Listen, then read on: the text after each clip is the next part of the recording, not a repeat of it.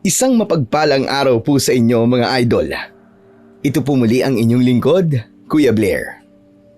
Sa araw po na ito, isa na naman pong kapanapanabik at makapanindig balahibong kwento ang inyong mapapakinggan mula po sa isa nating masugid na taga-subaybay.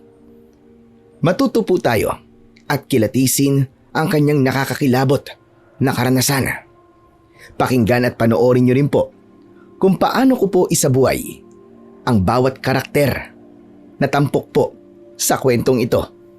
At makikita nyo rin po dito kung paano po ako umarte, umiyak, matakot, matuwa, at kung paano po malukot ang aking muka sa pagbabago ko po ng mga boses. Ngunit bago po ang lahat mga idol, humihingi po ako ng suporta sa inyo. Ang inyo pong pag-like, comment, pag-share at ganoon na rin po ang pag-subscribe ay malaking tulong po para po sa aking channel.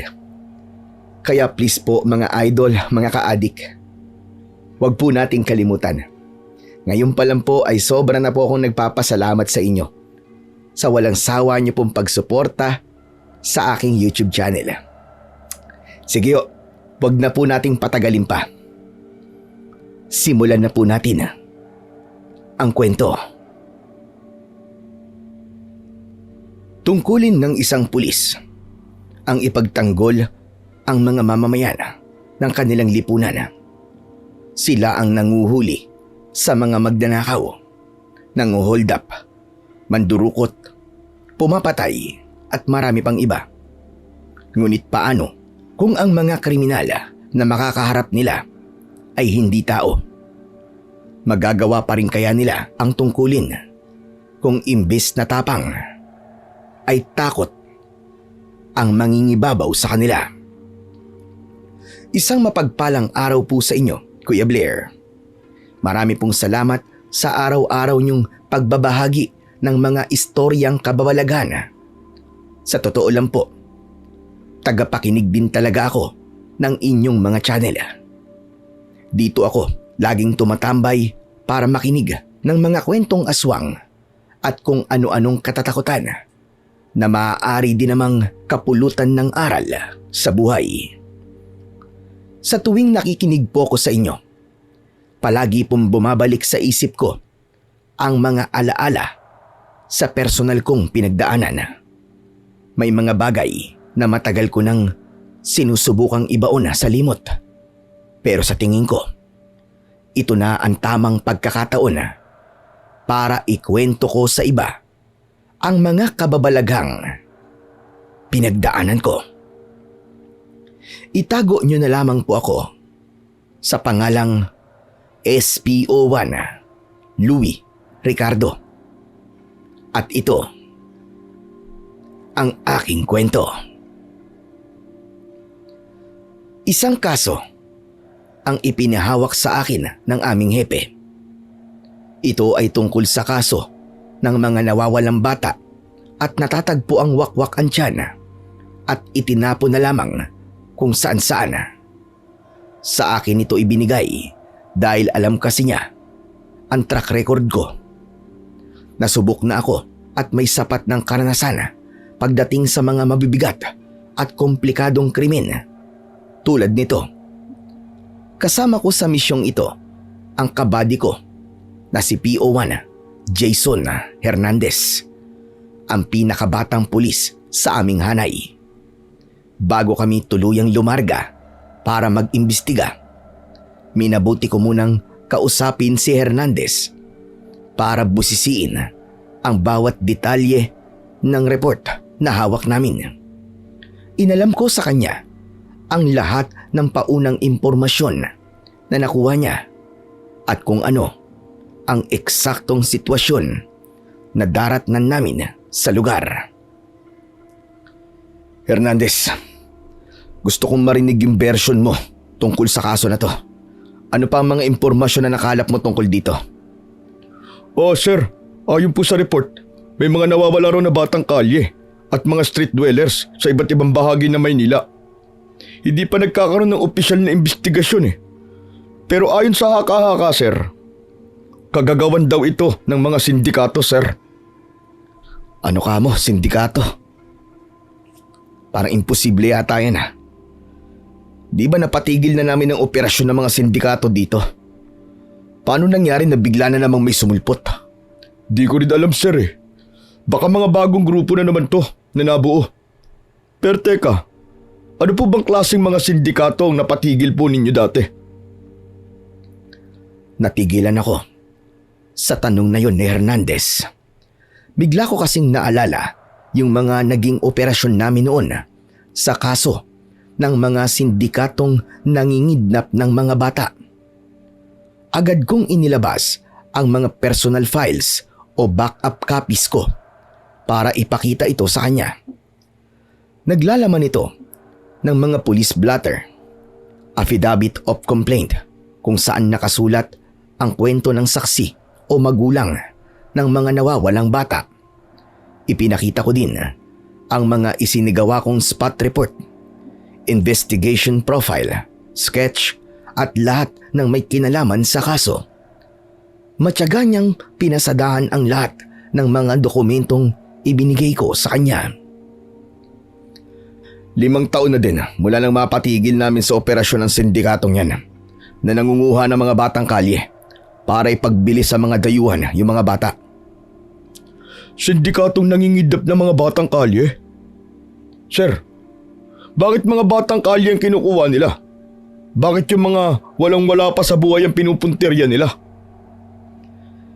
Sila ang target ng sindikato dahil karamihan sa mga palaboy na bata ay walang mga magulang o kamag-anak.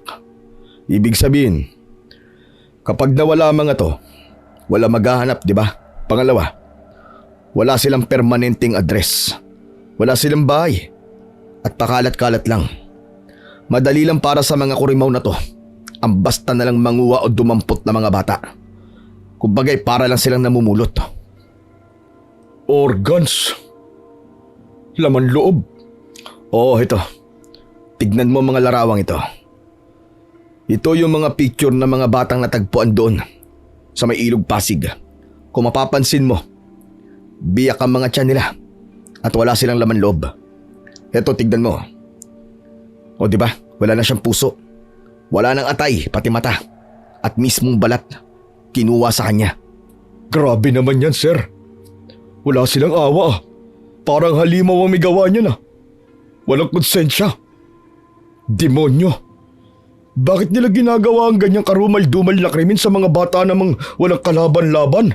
Pambihira. Mga halangang kaluluwa lang yan, sir. Hernandez, pera-pera lang yan. Kung babasahin mo mga lumang report na hawak natin, kinukuha nila mga organ para ibenta sa mga mayayamang tao sa ibang bansa. Yung mga pasyente nilang may pera pero malubana ang sakit at kailangan ng operasyon. Yung mga kailangan ng palitan ang mga internal organs para lang dugtungan ang buhay nila. Kahit pabuhay ng iba ang maging kapalit, wala silang pakialam. Mga walang hiya. Pinapatay nila ang mga inosenteng bata para lang sa kanilang pansariling interes. Tama ka, Hernandez. Pumapatay sila para sa milyong-milyong halaga ng bawat organ na makukuha nila. Wala silang pakialam sa buhay ng mga inosenteng tao. Mabuti na nga lang at nahuli namin ang mga hinayupak na yon. Kung hindi siguro agad na aksyonan, baka mas marami pa silang nabiktima noon.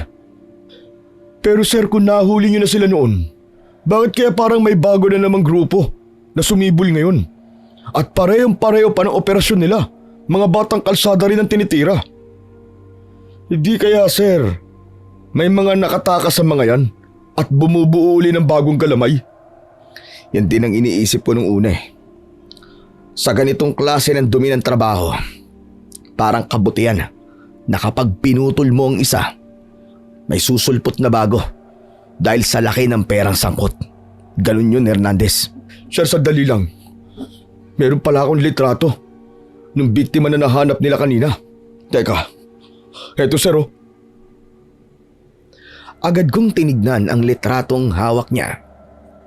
Sabi niya, kuha raw ito ng mga soko na naunang rumisponde sa madilim na bahagi ng estero kaninang madaling araw.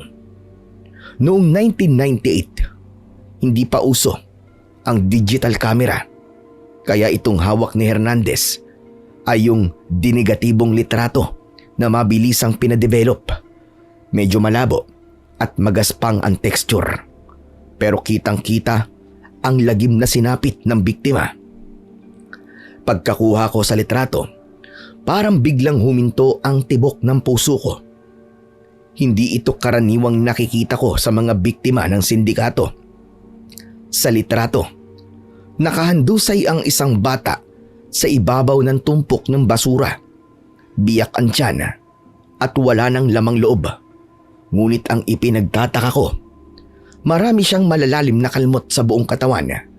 Tapos, yung pagkakahiwa sa tiyan ay parang malayo sa sugat na gawa ng scalpel ng isang doktor. Pero, yung nasa larawan, malayo sa pagiging surgical ang itsura. Sa mga kaso nun, malinis ang bawat hiwa. Halatang iningatan at pinag-aralan para hindi masira ang mga organs na ibinibenta. Pero itong nasa harap ko ngayon, para bang nilapa. Ang mga gilid ng sugat sa tiyan ng bata ay hindi tuwid. Para bang pinunit lang ng mga kamay na may matatalim na kuko. At ang nakapagtataka sa lahat, kahit wakwak ang tiyan, ay wala itong dugo. Sige na, itago mo na yung litrato na yan. Di na natin pwedeng patagalin ang pag-iimbestiga.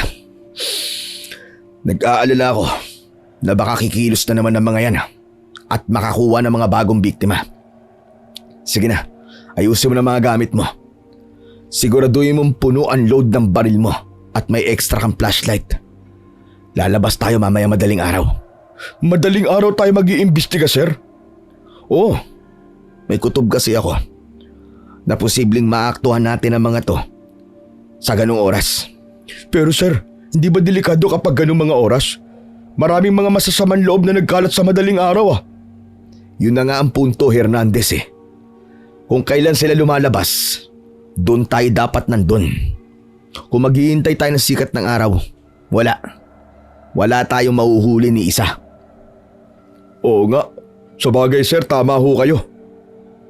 Kung kailan lumalabas ang mga daga, kailangan doon din naroon ng pusa. Kaya nga kailangan na nating mag-imbestiga kagad. Isasantabi ko muna ang ibang mga report at kasong hawak ko. Gusto kong tutukan na mabuti ang isang to. Hindi ko alam. Pero may masama akong kutob tungkol dito. Ang tanong, Hernandez, handa ka ba? Buo ba ang loob mo? Napatuwid ng tayo si Hernandez sa sinabi ko at sidalubong ang tingin ko ng may seryosong muka. Sinadya ko talaga siyang tanungin ng ganoon para masigurado kung handa ang sikmura niya sa anumang daratnan namin, lalo na't usaping sindikato at nawawalang mga bata ang nakasalang. Sa totoo lang, may kaunting pag-aalangan pa ako. Masyado pang bata si Hernandez para isabak sa ganito kabigat na kaso.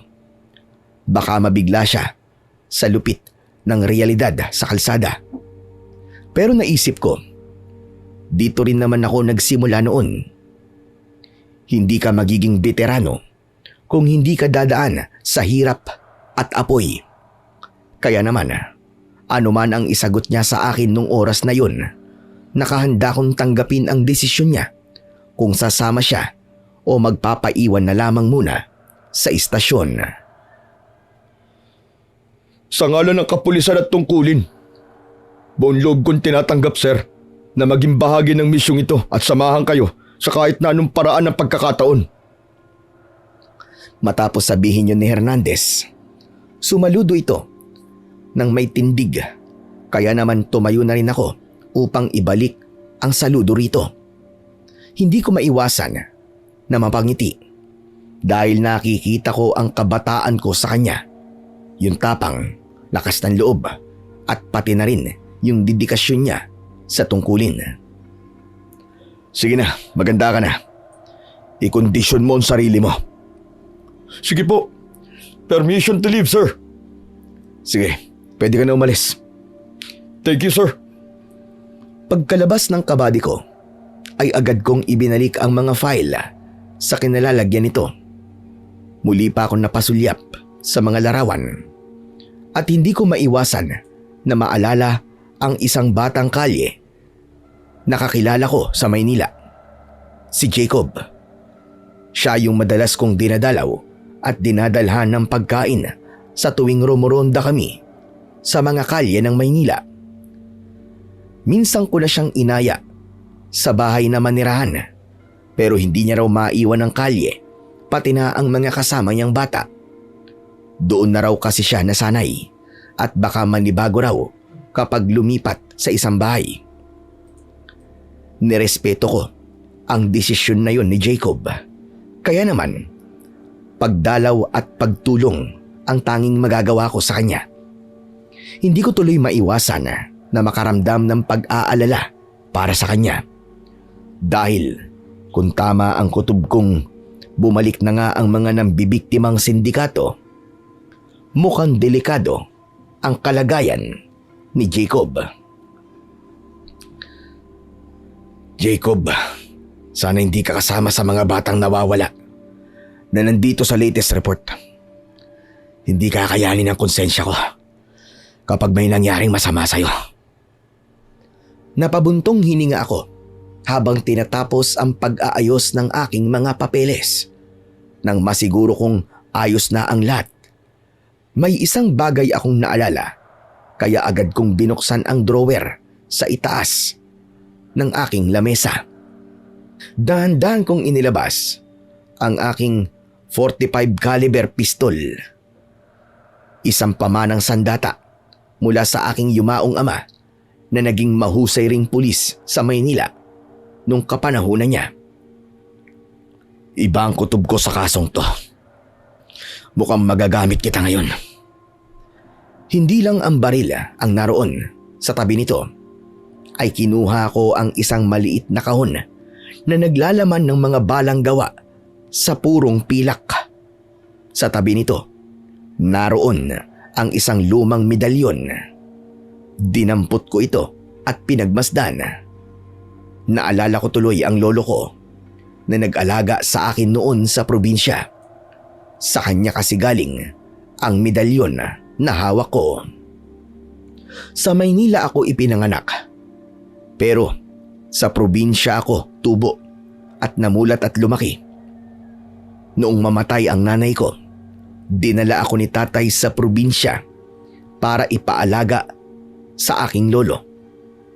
Dito na ako nagbinata. Dito ko natuklasan ang tungkol sa pamilya ko. Ang lahi namin ay kabilang sa hanay ng mga mahuhusay na antingero. Ang mga ninuno ko ay kilalang mga antingero. Si lolo at pati na rin si tatay ay hindi matatawaran ang galing sa larangang yon. Nung mga unang buwan ko sa probinsya, parang hindi pa ako gaanong pinapansin ni lolo. Sabi niya, hindi niya pa raw kasi nararamdaman sa dugo ko ang lukso ng lahi. Para bang duda siya kung may potensyal ba ako.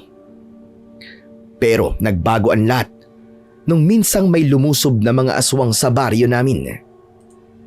Kahit bata pa ako at alam kong mas malakas sila, hindi ako nagpatinag at nakipagsabayan ako sa kanila. Kahit sugatan ako, hindi ako umatras hanggang sa matalo namin silang lahat. Doon na nga nakita ni lolo ang tunay kong kakayahan. Kaya't simula noon, ibinuhos niya na sa akin ang lahat ng alam niya. Mga sikreto, dasal at kakayahan ng isang tunay na antingero. Ilang taon din akong nagsilbi bilang tagapagtanggol ng baryo namin bago ko naisipang subukan ang ibang landas. Dahil sa mga kwento ni tatay tungkol sa pagiging pulis sa Maynila, namangha ako at nagpasyang sundan ang yapak niya. Nung una, ayaw talaga yon ni lolo. Gusto niyang manatili ako bilang isang antingero. Pero dahil matigas ang ulo ko at matwilit ako, wala siyang nagawa kundi ang pumayag. Bago siya namayapa, ibinigay niya sa akin ang medalyong ito. Sabi niya, pinagpasapasahan na raw ito ng maraming henerasyon at ito ang pinakamabisang panlaban sa mga malalakas na kalaban, lalo na sa mga aswang. Natupad ko na ang pangarap ko, Lolo. Pero ngayon, mukhang matutupad na ang pangarap mo para sa akin. May kutob ako na hindi tao may gawa ng patayan ngayon dito. Kaya sana, Lo, gabayan niyo ako. Kayong dalawa ni Tatay. Sa pamamagitan ng medalyon na to, pupuksain ko silang lahat. Dali-dali kong isinuot ang medalyon sa aking leg. Sa sandaling dumampi ito sa aking balat, agad kong naramdaman ang isang kakaibang enerhiya na tila dumadaloy sa buong katawan ko. Gumapang ito mula sa aking dibdib, pababa sa aking tiyan, hanggang sa aking paa. Ramdam ko ang kakaibang init. Samantala, bago ko ito isuksok sa loob ng aking uniforme, pinagmasdan ko muna ang mga nakasulat at mga simbolong nakaukit dito. Sa harap ng medalyon, maingat na nakahulma ang imahe ni San Miguel Arcangel.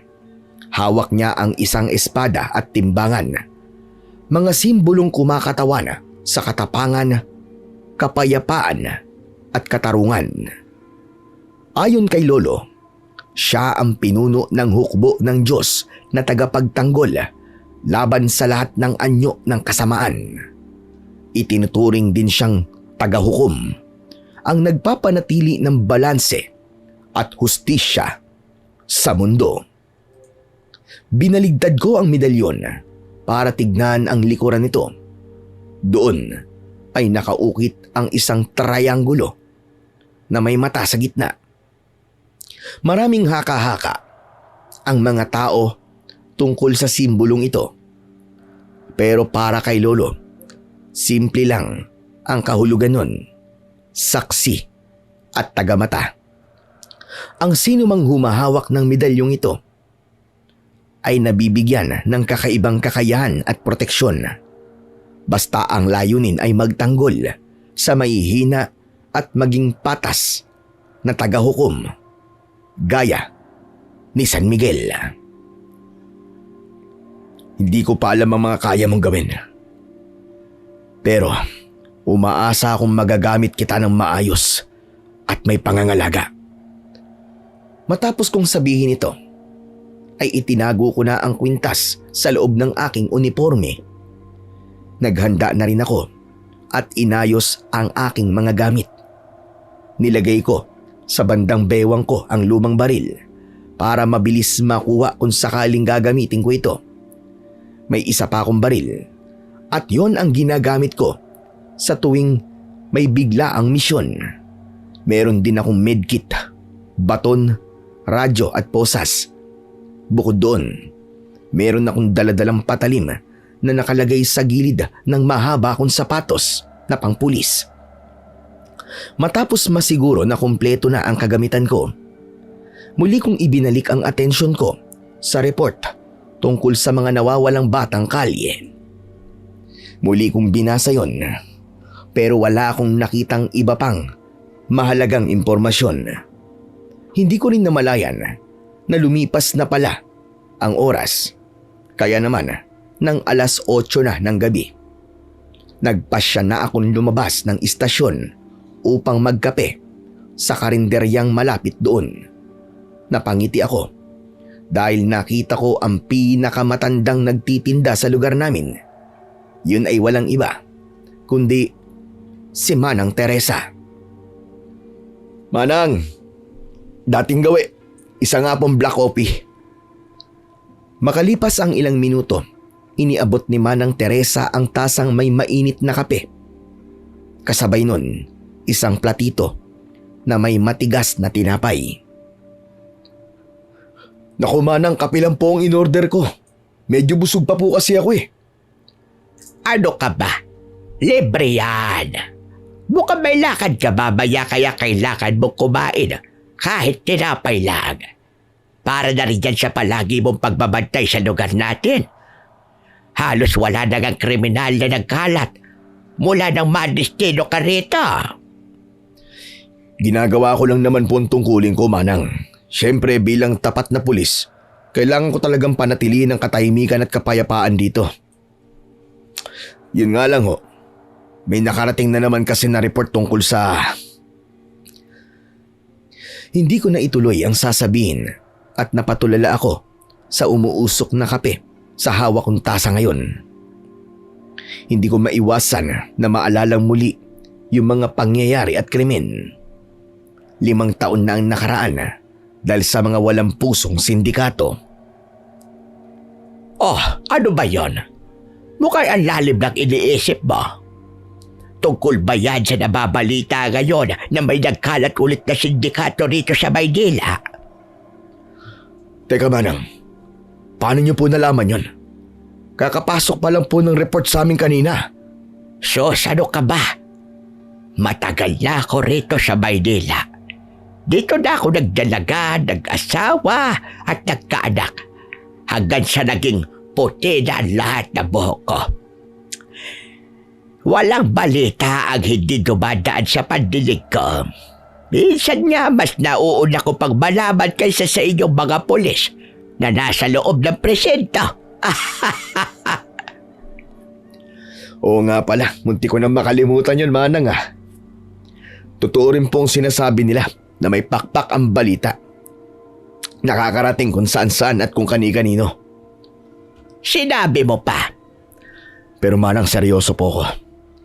Yung tungkol po sa sindikato at sa mga nawawalang bata. Baka naman may nasagap kayong mas detalyadong impormasyon. Malaking tulong po sa investigasyon namin yun ni Hernandez kung sakali. Abay, oo naman. May konting impormasyon akong alam tungkol dyan. May kakilala kasi ako doon sa kabilang barangay na nagsabing isa sa mga anak na kaibigan niya ang dinukot kagabi. At ito pa ang sabi niya. Panandalian akong nagtaka nang ilapit ni Manang Teresa ang ulo niya sa akin. Nakatakip naman ang kanang palad nito sa bibig upang bumulong ng mga susunod niyang sasabihin. Alam mo ba, Ricardo? Hindi raw tao ang mga miyembro ng bagong sindikatong nagkalat sa syudad ng Maynila. Alam mo ba kung ano, Ricardo? Ano ho, Manang? Mga aswang daw. Sa pagkabigla ko nang marinig ang salitang aswang, hindi ko sinadyang natabig ang hawak kong tasa. Nalaglag ito sa semento at agad nabasag. Kaya kumalat ang mainit na kape sa harap ko. Nataranta ko at napatayo kagad. Dali-dali kong pinulot ang mga basag na piraso ng tasa habang panay ang hingi ng paumanin kay Manang Teresa. Naku, Manang, pasensya na. Medyo nabigla lang po ako sa sinabi niyo eh. Babayaran ko na lang po itong nabasag. Ay, ano ka ba? Huwag na, Ricardo. Ayos lang yan. Hala, huwag mo na daputin. Baka masugatan ka pa. Ipapalinis ko na lang. Abay, kahit sino naman ay magkukulat kapag narinig yung mga sinabi ko. Aswang sa Maynila. Imposible naman talaga yon. Ay, pasensya ka na. Pati ang mga walang kwentang impormasyon sinasabi ko sa iyo. Huwag niyo pong sabihin yan, Manang. Sa totoo lang, lahat ng mga pwede naming makalap na impormasyon ngayon ay mahalaga sa kasong hinahawakan namin ni Hernandez. Minsan kasi, may mga kwento ho na akala natin ay gawa-gawa lang. Pero yun pala, ang totoong nangyayari. Ibig mo sabihin, Ricardo, naniniwala ka sa aswang? Oo, Manang Teresa. Kaya gusto ko pong malaman, paano po nasabi ng kausap nyo na aswang ang may pakana ng mga krimeng ito? Sabi kasi nung kakilala ko, abay may isang batang himalang nakatakas at nakaligtas daw kagabi mula sa kamay ng grupong yon. Ayon sa kwento ng bata, hindi raw tao ang sumugab sa kanila.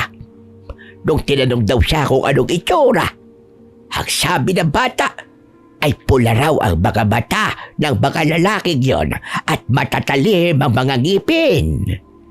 Tapos ang nakakatakot pa, bigla raw humahaba ang kamay ng mga kriminal na yon. Humahaba ang kamay at pula ang mga mata. Sigurado ba ang bata sa nakita niya, Manang? Bigla kong napahawak sa dibdib ko.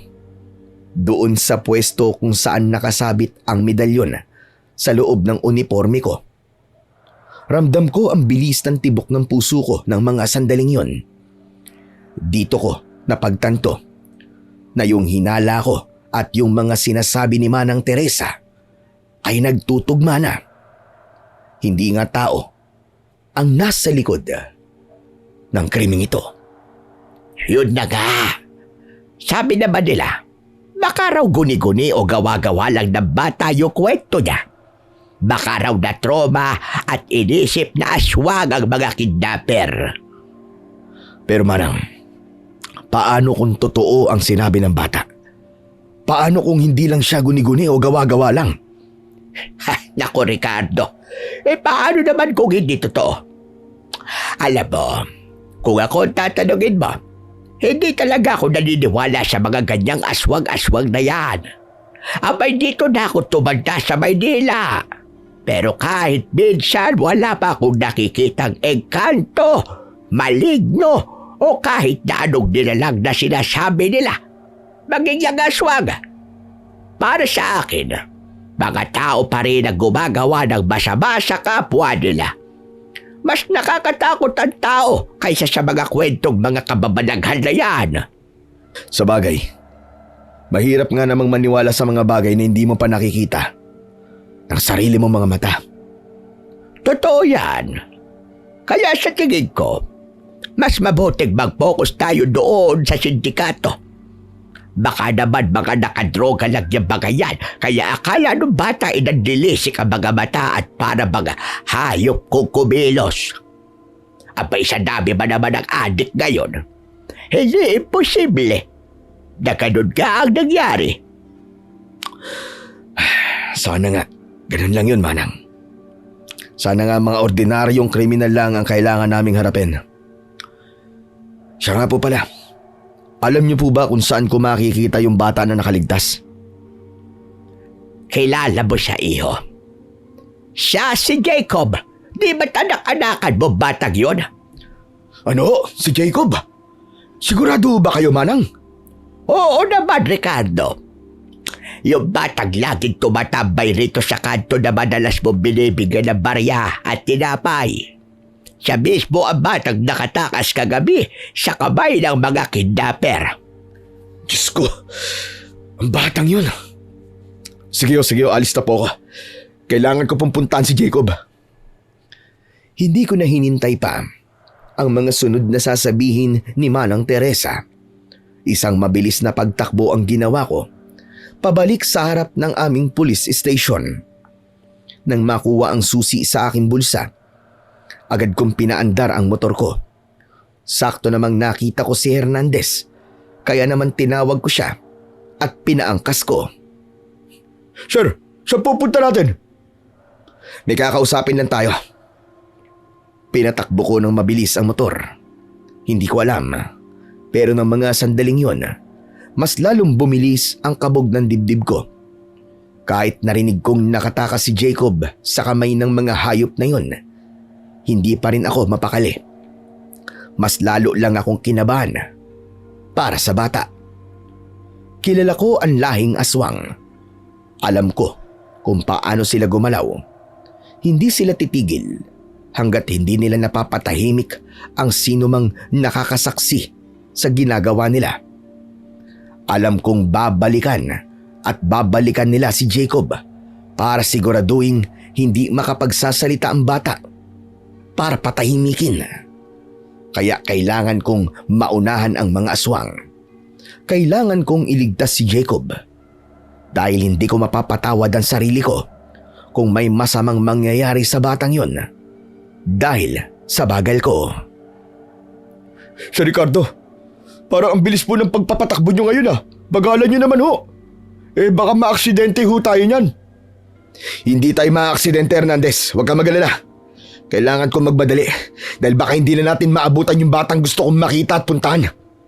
Bata? Sino pong bata, sir? May kinalaman po ba to sa report na nakarating kanina? Si Jacob, at oo, may kinalaman to sa report kanina. Ayon sa nakalap kong impormasyon, isa si Jacob sa mga muntik ng mabiktima ng mga miyembro ng sindikato kagabi. Nakatakas daw siya. Kaya gusto ko siyang puntahan ngayon. Mabuti naman po't nakaligtas siya, sir. Alam niyo ba kung saan natin siya makikita? Kalye 12. Doon sa pinagrorondahan natin noong nakaraang gabi. May dala ka bang baril ngayon, Piwan? Baril? Ay, opo, dala ko po kayo yung baril ko. Hindi ako sigurado pero maganda ka. Lagi mo ring tatandaan kung saan lang gagamitin ang baril natin.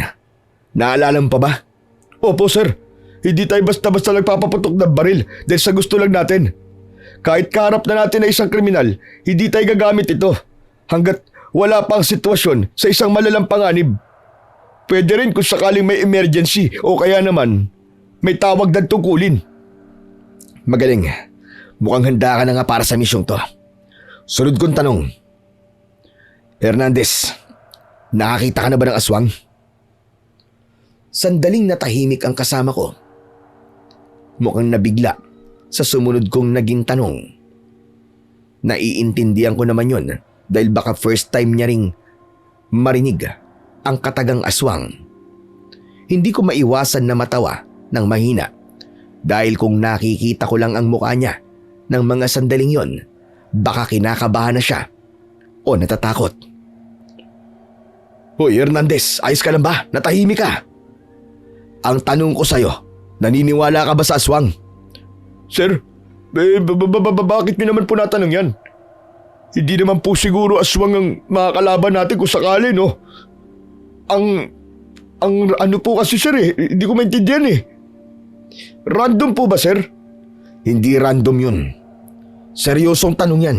Kaya sige na, sagutin mo ko ng maayos. Hindi pa po eh. Hindi pa po kasi ako nakakakita ng totoong aswang, sir.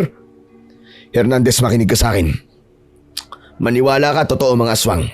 At naikutob ako na may kinalaman ng aswang sa sindikatong nakalagay sa report. Pero huwag ka mag-alala. Hindi tayo basta-basta susugod.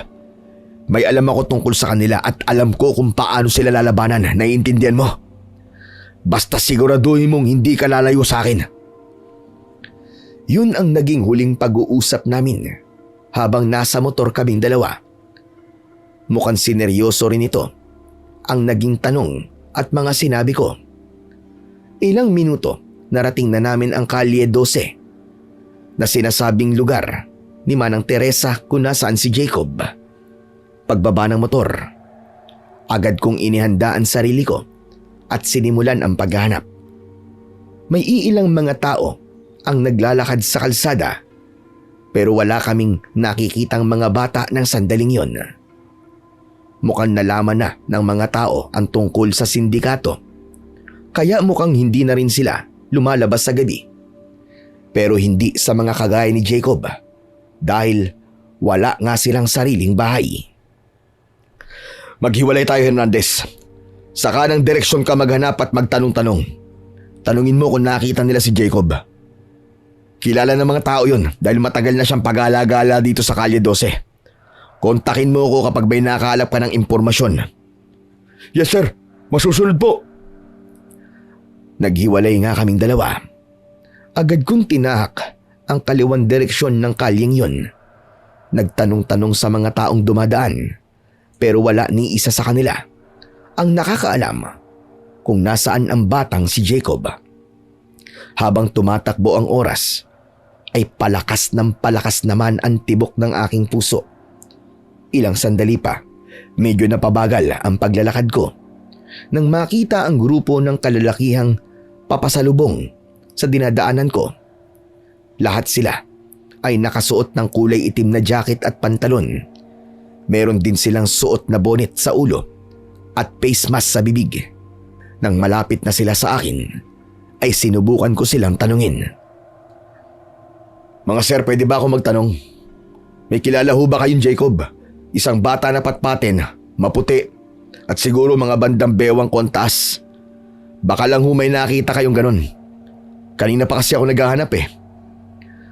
Nagkatinginan lang yung 5 lalaki sa mga tanong ko. Maya-maya, yung isa sa kanila napatingin sa kamay ko na nakahawak sa baril. Hindi ko alam kung namamalik mata lang ako, pero parang nag-iba ang kulay ng mga mata niya at nagmistulang pula. Mahina kasi ang ilaw mula sa mga street light, kaya hindi ko rin masigurado kung ano talaga ang nakita ko. Napansin kong unti-unti na silang humahakbang papalapit sa akin. Dahil sa wala silang kibo at parang may balak na masama, nagpasya ko na bunutin na ang baril ko. Pero bago ko pa magawa yun, biglang tumunog ang radyo ko. Napilitan akong tumalikod sandali at lumayo sa kanila para sagutin ang tawag. Mabilis kong kinuha ang radyo at si Hernandez nga ang nasa kabilang linya. Yes, Hernandez. May nakuha ka na bang impormasyon? Sir, pupunta po kayo dito sa Kalye 12. Sa gawing kanan. Mga 10 metro po mula sa unang kanto sa kaliwa. Bilisan niyo, sir. May 2 bata rito. Mga patay na, sir. Putres na yan! Sige, Kapi, pupunta na ako. Huwag mong papagalaw ang mga bangkay, ha? Mabilis kong ibinaba ang radyo at lumingon ako sa 5 lalaki kanina. Pero wala na sila. Sa isang kurap lang, para bang bula silang naglaho sa dilim ng iskinita. Hindi ko na sila nagawang hanapin dahil mas kailangan ako ni Hernandez ng mga sandaling yon. Kumaripas na ako ng takbo papunta sa kinaroroonan ng kasama ko. Habang tinatahak ko ang Kalye 12, mas lalong bumibigat ang pakiramdam ko. Isa lang ang paulit-ulit na tumatakbo sa isip ko. Sana talaga hindi si Jacob ang isa sa mga matatagpuan ko roon. Pagdating ko naman sa skinita, nakita kong madami ng tao ang naroroon na nakikiusisa. Nakipagsiksikan ako at nakiusap na padaanin ako para makita ko ang mga bangkay. Nang nakarating na ako sa pinakagitna, nakita ko doon si Hernandez. Sinusuri ang 2 bangkay na nakahandusay sa semento. Oh, sir. Nandiyan na po pala kayo. Anong update, Hernandez? Anong oras mo to nakita? Eh, sir, sabi po ng mga nandito, kakalagay lang ng kanilang bangkay dito, sir. Wala pa raw to kanina eh. Sir, may napagtanungan ako. Parang 5 minuto lang daw nung dumaan siya rito. Tapos pagbalik niya, may mga bangkay na ng bata. Para masiguro ang lagay ng mga biktima, kinuha ko agad ang gloves sa bulsa ng uniforme ko at isinuot ito. Nilapitan ko ang mga bangkay para suriin. Grabe. Kalunos-lunos talaga ang sinapit nila. Halos mapailing ako at manginig ang kalamnan sa nakita ko. Biruin nyo, butas na ang kanilang mga tiyan at dibdib. Gaya ng mga report tungkol sa sindikato noon. Mukhang lamang loob din ang pakay ng mga pumatay sa kanila dahil wala na ang mga ito sa loob ng katawan nila. Samantala, medyo nabawasan naman ang kaba ko nang makita kong wala si Jacob sa mga namatay. Agad kong kinausap si Hernandez at binilinan. Hernandez, tawagan mo ang puninaria at ang presinto. Sabihin mo, kailangan natin ng backup dito para sa crowd control. Aalis na muna ako. Sir, saan po kayo pupunta? Hindi ko sinagot si Hernandez, bagkos ay tumayo ako ng tahimik at umalis na doon. Matapos ko kasing makita ang mga sugat ng malapitan, sigurado na ako na hindi talaga tao ang may gawa ng bagay na yon. Ang isang bangkay ay may parang kalmot ng mahahabang kuko sa leeg. Ang isa naman ay may mga butas ang kamay at binti na para bang kagat o bumaong mga pangil. Naglakad ako pabalik sa direksyon kung saan ko nakasalubong yung 5 lalaki kanina. Alam kong hindi sila basta-basta lumayo. Sigurado ko na nandoon lang sila sa paligid, nagmamasid at naghahanap pa ng susunod na mabibiktima. Habang naglalakad ako, ay naramdaman kong uminit ang medalyon sa aking dibdib hanggang sa may nakita kong nakasilip sa akin papasok sa isa pang eskinita. Agad siyang umalis nang mapansing nakita ko na siya. Agad akong tumakbo para habulin siya. Tigil! Pulis ako! Tumigil ka, sabi! Babariling kita! Pero dahil hindi huminto ang hinahabol ko, nagpaputok na ako sa itaas para magbigay ng warning shot.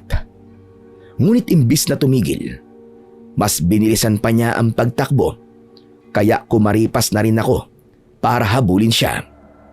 Dahil sanay naman ako sa ganitong habulan, hindi siya nakalayo sa akin. Naabutan ko siya pagdating sa isang plaza, pero laking gulat ko na may iba pa palang nag-aabang doon. Siguro ay higit 10 na sila. Sa forma at galaw nila, hindi ako pwedeng magkamali. Kamukhang kamuka ng iba yung 5 lalaki na nakasalubong ko kanina sa skinita. Nakatayo lang ang iba sa kanila, samantalang may isa na nakatalikod. Diyan lang kayo, ah. Huwag kayong susubok na lumapit. Pulis ako. At hindi ako magdadalawang isip na magpaputok kung gagawa kayo ng kalokohan.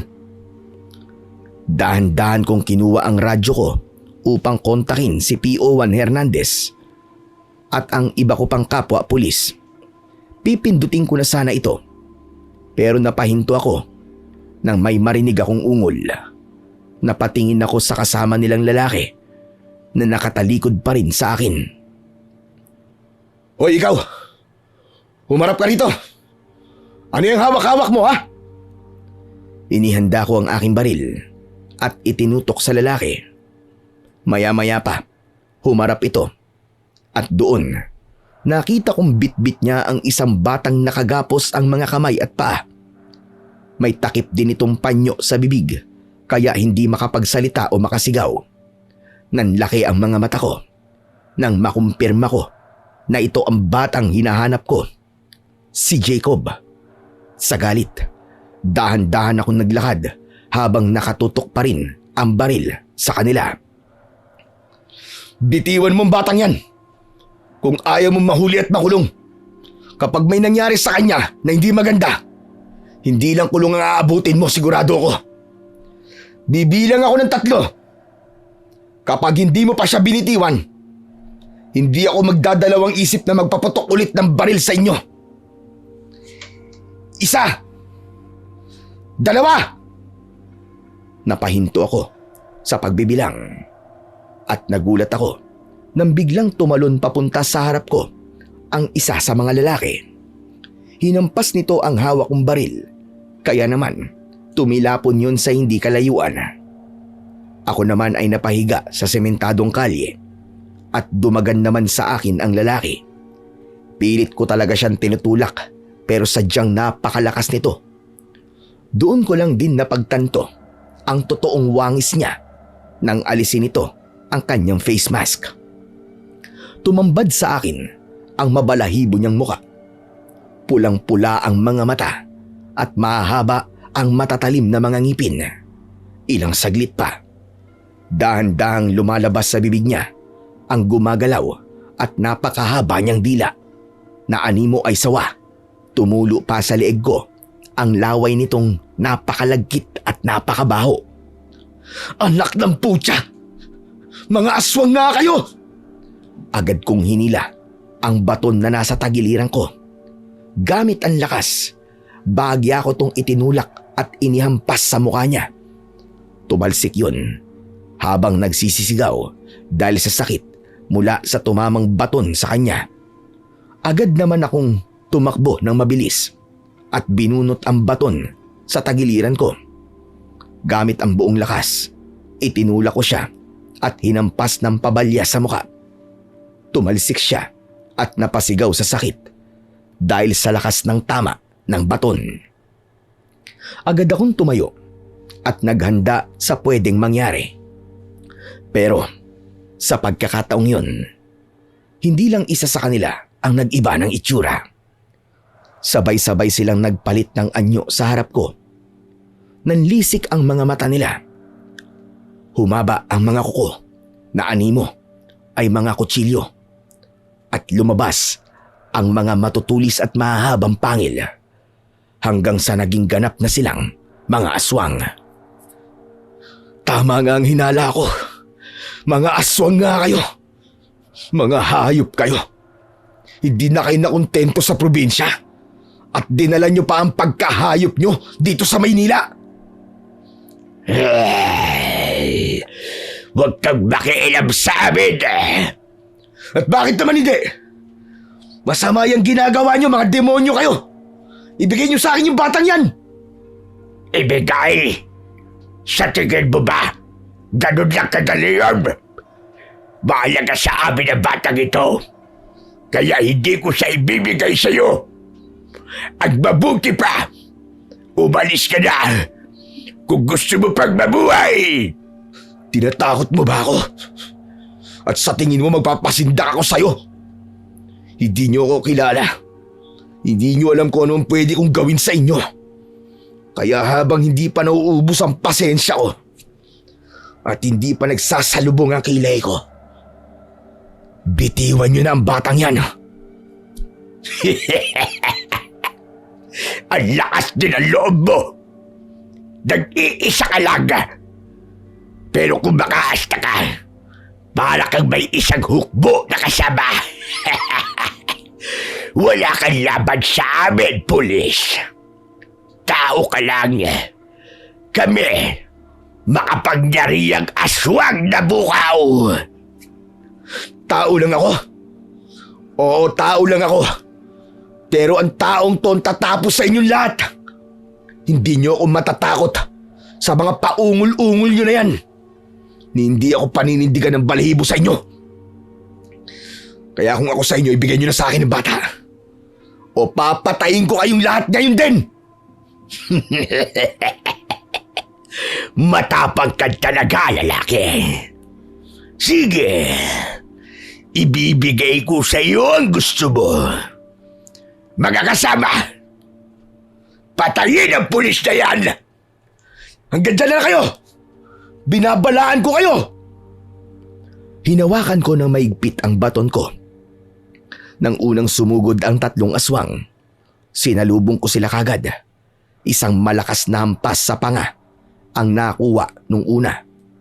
Sapat na yon para tumilapon siya sa isang gilid. Sumunod naman ang pangalawa. Pero bago pa sila makalapit, pinaghahampas ko na kagad sila sa tuhod at sa bibig.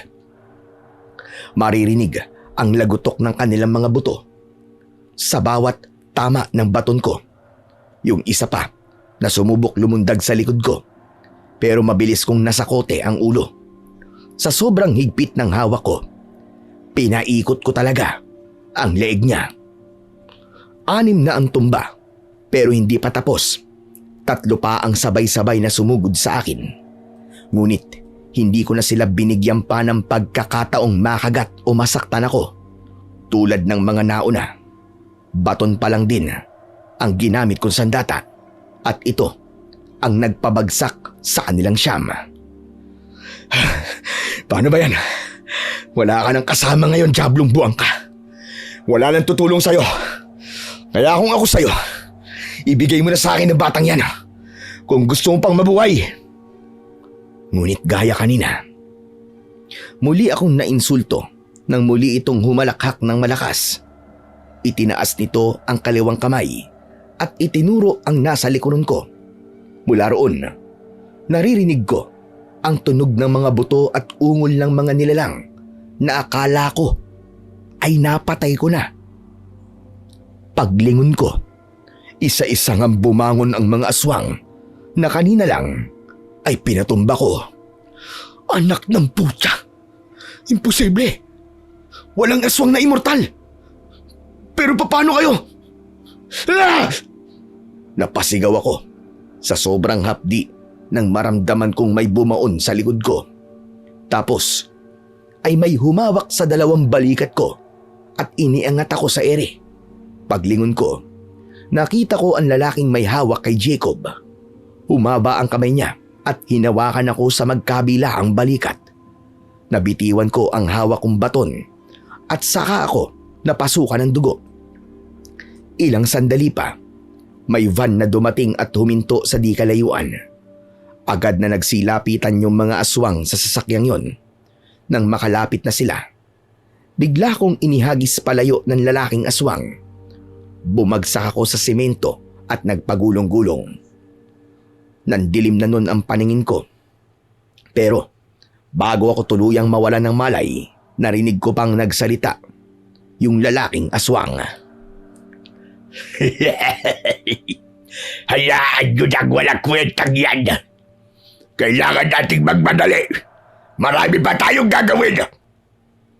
Kasunod nun, ang mabilis na pagharurot ng sasakyan at ang tuluyang pagdilim ng paningin ko. Hindi ko alam kung gaano ako katagal na nawalan ng malay. Pagmulat ng mga mata ko, nakita ko kagad ang puting kisame, yung dextrose at mga aparato na nasa paligid. Nakita ko sa tabi ko ang aking kabady na si Hernandez. Salamat sa Diyos. Sir, gising na kayo. Akala ko talaga matutuluyan na kayo eh. Grabe din kasi ang tamang nakuha nyo, sir. Hernandez, nasaan ako? Sir, nasa ospital ho kayo. 3 araw na po kayong walang malay. Simula po nung makita ko kayo sa kalsada. Ano ka mo? 3 araw? Oo, sir. Matapos niyang sabihin yun, hindi ko maiwasang itaas ang patient gown na suot ko. Doon, nakita ko ang tela at bendang nakabalot sa buong katawan ko. Nararamdaman ko pa rin ang hapdi at sakit mula sa kuko ng aswang na umatake sa akin. Kinapa ko rin ang bandang dibdib ko at leg ko. Napahinga ako ng malalim dahil nandoon pa ang medalyon na ipinamana ni Lolo sa akin. Sa maliit na lamesa naman ay naroon ng baril na ipinamana naman ng namayapa akong ama. Oo, sir. Ano ba talaga nangyari sa inyo? Sa gitna ng pag-uusap namin, biglang bumalik sa isip ko ang lahat. Ang puting van, ang mga aswang na bumangon mula sa pagkakatumba, at ang mahabang kamay na humawak at naghagis sa akin. Naalala ko din si Jacob hanggang sa bigla kong napabangon sa kama. Sir, dahan-dahan lang. Bawal pa kayong gumalaw eh. Baka bumuka ang mga sugat niyo, sir. Hernandez, yung van, yung bata, nasaan na sila? Naabutan niyo ba sila? Ano po sinasabi niyo, sir? Wala po kami naabutan na van at bata. Sino bang bata ang tinutukoy mo, sir? Kasi pagdating namin sa plaza, kailangan nakita namin dun eh. Duguan kayo at walang malay. Sino po ba, sir, ang gumawa sa inyo niyan? Hindi ako nakasagot. Napahawak ako sa ulo ko habang inaalala ang mukha ni Jacob na umiiyak habang bitbit ng leader ng mga halimaw na yon. Nabigo ako bilang pulis. Trabaho kong protektahan ang mga tao. Pero hindi ko nagawang iligtas ang batang si Jacob. Nakita ko sila, Hernandez. Yung mga sindikatong nangingidap ng mga bata.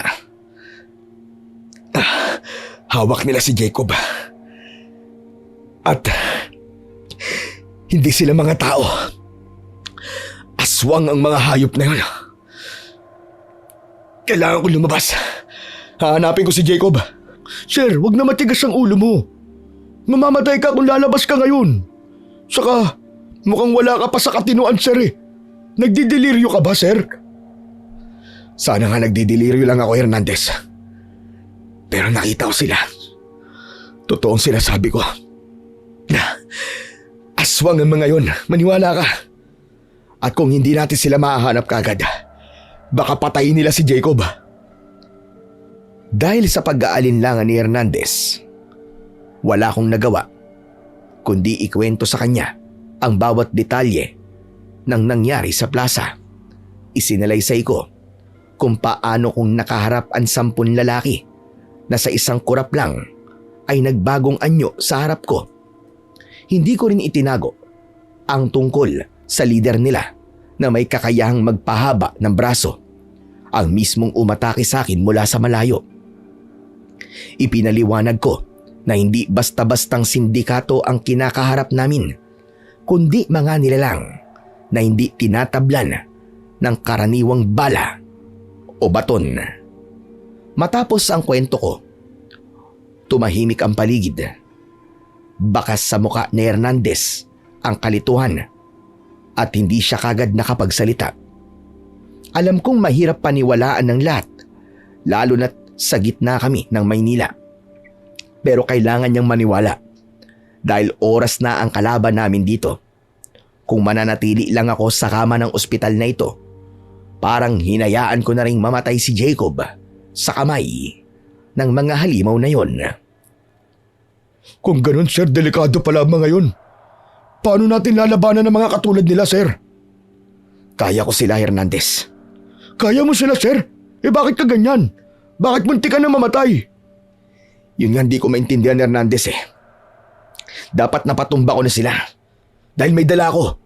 May proteksyon ako na dapat ay sapat lang para malabanan ng mga katulad nila. Pero hindi man lang ako nakalaban. Natalo nila ako. Mukhang hindi ako tinulungan ng medalyon ko nung oras na kailangan ko to. Medalyon?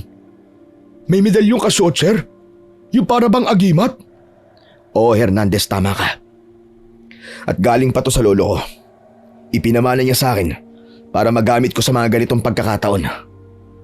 Ito ang sandata ko laban sa kanila. Talaga, sir?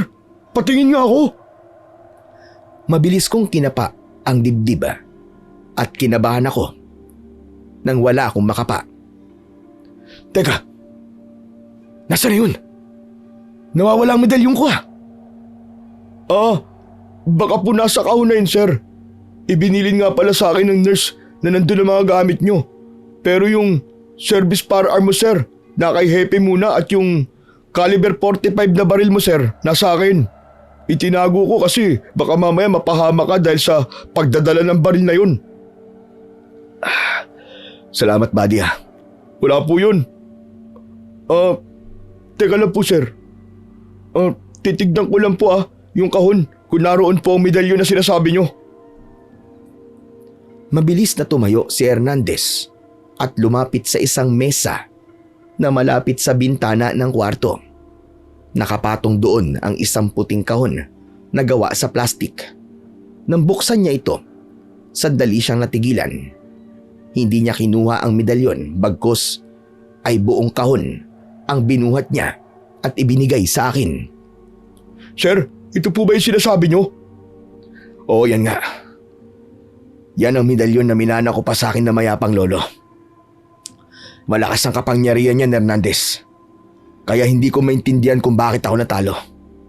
Kung bakit hindi ko sila napigilan sa masama nilang balak. Baka po kailangan yung tawagin o kausapin, sir. May mga nababasa kasi ako dati na ang isang medalyon daw ay anting-anting na kailangan ng... Ano nga ba? Nakalimutan ko ang tawag dun eh. Para siyang dasal na binibigkas at... Orasyon, Hernandez. Tama. Kailangan nga nito ng isang orasyon. Isang bagay na hindi ko nagawa kagabi. Kaya siguro hindi ito nagbigay ng kapangyarihan at kakayahan sa akin. Isa pa, nakalimutan ko na rin. Nadala ko pala ang baril na ipinamana sa akin ng namayapa akong ama. Hindi ko nagamit ng gabing yon. Sayang po. Kaya lang. Sir, natatakot ako sa baril nyo. Bakit ka naman matatakot? Wala namang kakaiba sa baril na yun. Kasi po, basta hindi ko po may paliwanag Parang natatakot ako kasi pamana yun sa inyo ng tatay mo na antingero Baka kasi masira ako. Sige na, kunin mo na. Nag-aalangang tumango ang kabady ko at saka dahan-dahang lumapit sa kinilalagyan ng baril. Habang ginagawa niya yon, hindi ko maiwasan na magtaka at mapatitig sa kanya. Maya-maya, biglang kumabog ang dibdib ko dahil sa kakaibang kutob at kaba. Minsan ko lang maramdaman ito, kaya naman nilibot ko ang aking paningin kung may kapahamakan ba sa paligid. Nang masiguro na wala namang kakaiba, ibinalik ko ang tingin ko kay Hernandez. Binuksan niya ang drawer at nakita kong naroon nga ang baril ng tatay ko. Napansin kong nanginginig ang mga kamay ni Hernandez. Napakunot ako ng noo at mas nadagdagan ang aking pagtataka. Pero hindi niya rin nahawakan yun nang pumasok sa loob ang aming police lieutenant na si Inspector Ramirez, ang pinakamataas na opisyal na dumadalaw sa aming istasyon. Agad niyang isinara ang kabinet. Inspector Ramirez, good afternoon sir. Napadalaw po kayo. Nakarating kagad sa Director General ang nangyari sa iyo.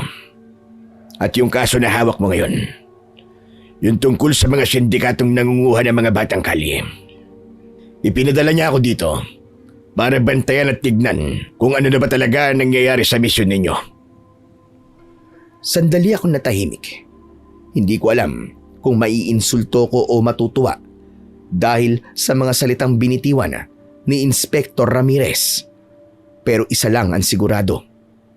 Nanganganib ang posisyon at promotion ko kung sakaling hindi ko magawa ng maayos ang trabaho ko, lalo pa at may ipinadala ng bantay para sa misyong ito. Ano bang nangyari? Bakit hindi mo sila nahuli? At bakit ka nasugatan ng ganyan? Sir. Hindi ko po sila kaya. Ang totoo, sir, ibang klase ang mga kriminal na to. Hindi sila yung mga karaniwang hinuhuli natin, sir. Hindi sila pangkaraniwan na kahit ang pinakamagaling pa na pulis ng Maynila ay mahihirapan, sir. Mahihirapan? Porke sumable ka, akala mo wala ng ibang makakagawa ng paraan para tapusin ang kaso ito. Nagpapatawa ka ba, Ricardo? Baka gusto mong ipasa ko na lang ito sa iba. Mukhang masyado ka nang nahihirapan eh. Sir, hindi ho. Hindi po ako nahihirapan. Kaya lang, sir, mga aswang po kasi ang nakalaban ko kagabi. Ilang segundong nanaig ang katahimikan matapos kong sabihin yon. Maya-maya pa, maririnig sa loob ng silid na yon ang malakas na halakak ni Inspector Ramirez. Akala niya siguro ay nakikipagbiruan ako sa kanya ng mga sandaling yon. Nagpapatawa ka ba? Mukhang masama talaga ang tama mo, bata. Sir, wag niyo akong pagtawanan. Dahil hindi niyo po alam kung ano ang mga nakasagupa ko. Hindi ako nagbibiro, sir. At mas lalong hindi ako gumagawa ng kwento. Ginawa ko po ang lahat para pabagsakin ng mga yon, pero hindi ko alam na ganun sila kalakas. Na kaya nilang gamutin ang kanilang mga sarili at muling mabuhay. Oo na. Sige na. Naiintindihan naman kita. Alam kong kakagising mo lang. Baka nga iba ang epekto ng mga gamot sa'yo. Kaya hindi kita tatanggalan ng kaso o sa misyon na ito. Sige, kahit panabigo kang gawin nang maayos ang trabaho mo. Sir, aaminin ko, nabigo ako, sir. Pero unang pagkakataon ko silang nakasagupa, sir. Ngayon, alam ko nang itatapat ko sa kanila. Hayaan niyo na po sa akin ang kasong to, sir. Kaya ko silang tapusin. Maniwala lang po kayo sa akin. Huwag kang puro satsat, Ricardo. Gawin mo. Dahil kung hindi mo magagawang isolve ang kaso na to, huwag mo nang asahan ang promotion mo. Ako ang magiging tinik sa promosyon na hinahangad mo. Ano, sir? Huwag naman ho. Gusto ko po talaga sumunod sa yapak ng tatay ko eh. Di ba kilala niyo naman po siya? Oo, kilala ko ang tatay mo. Isang mahusay na opisyal si Colonel Sanchez. Pero Ricardo, huwag mong gamitin ang pangalan ng tatay mo para pagtakpan ang kapalpakan mo. Sir, hindi ko po ginagamit ang pangalan niya, sir. Ang sinasabi ko lang po, gaya niya. Hindi po ako umaatras sa laban. Ngayong alam ko na po ang kinakaharap ko. Hindi ako basta-basta susugod ng walang plano. Mabuti naman kung ganun. O siya, sige. Alang-alang na lamang sa pagkakaibigan namin ng tatay mo. Pagbibigyan kita. Hindi na ako magiging tinik sa'yo. Pero sa pagkakataong ito, sasama ako at tutulong sa mga aksyon na gagawin ninyo. Kaya magpagaling ka kagad. Masyado na matagal ang pagpapagaling mo dito sa ospital.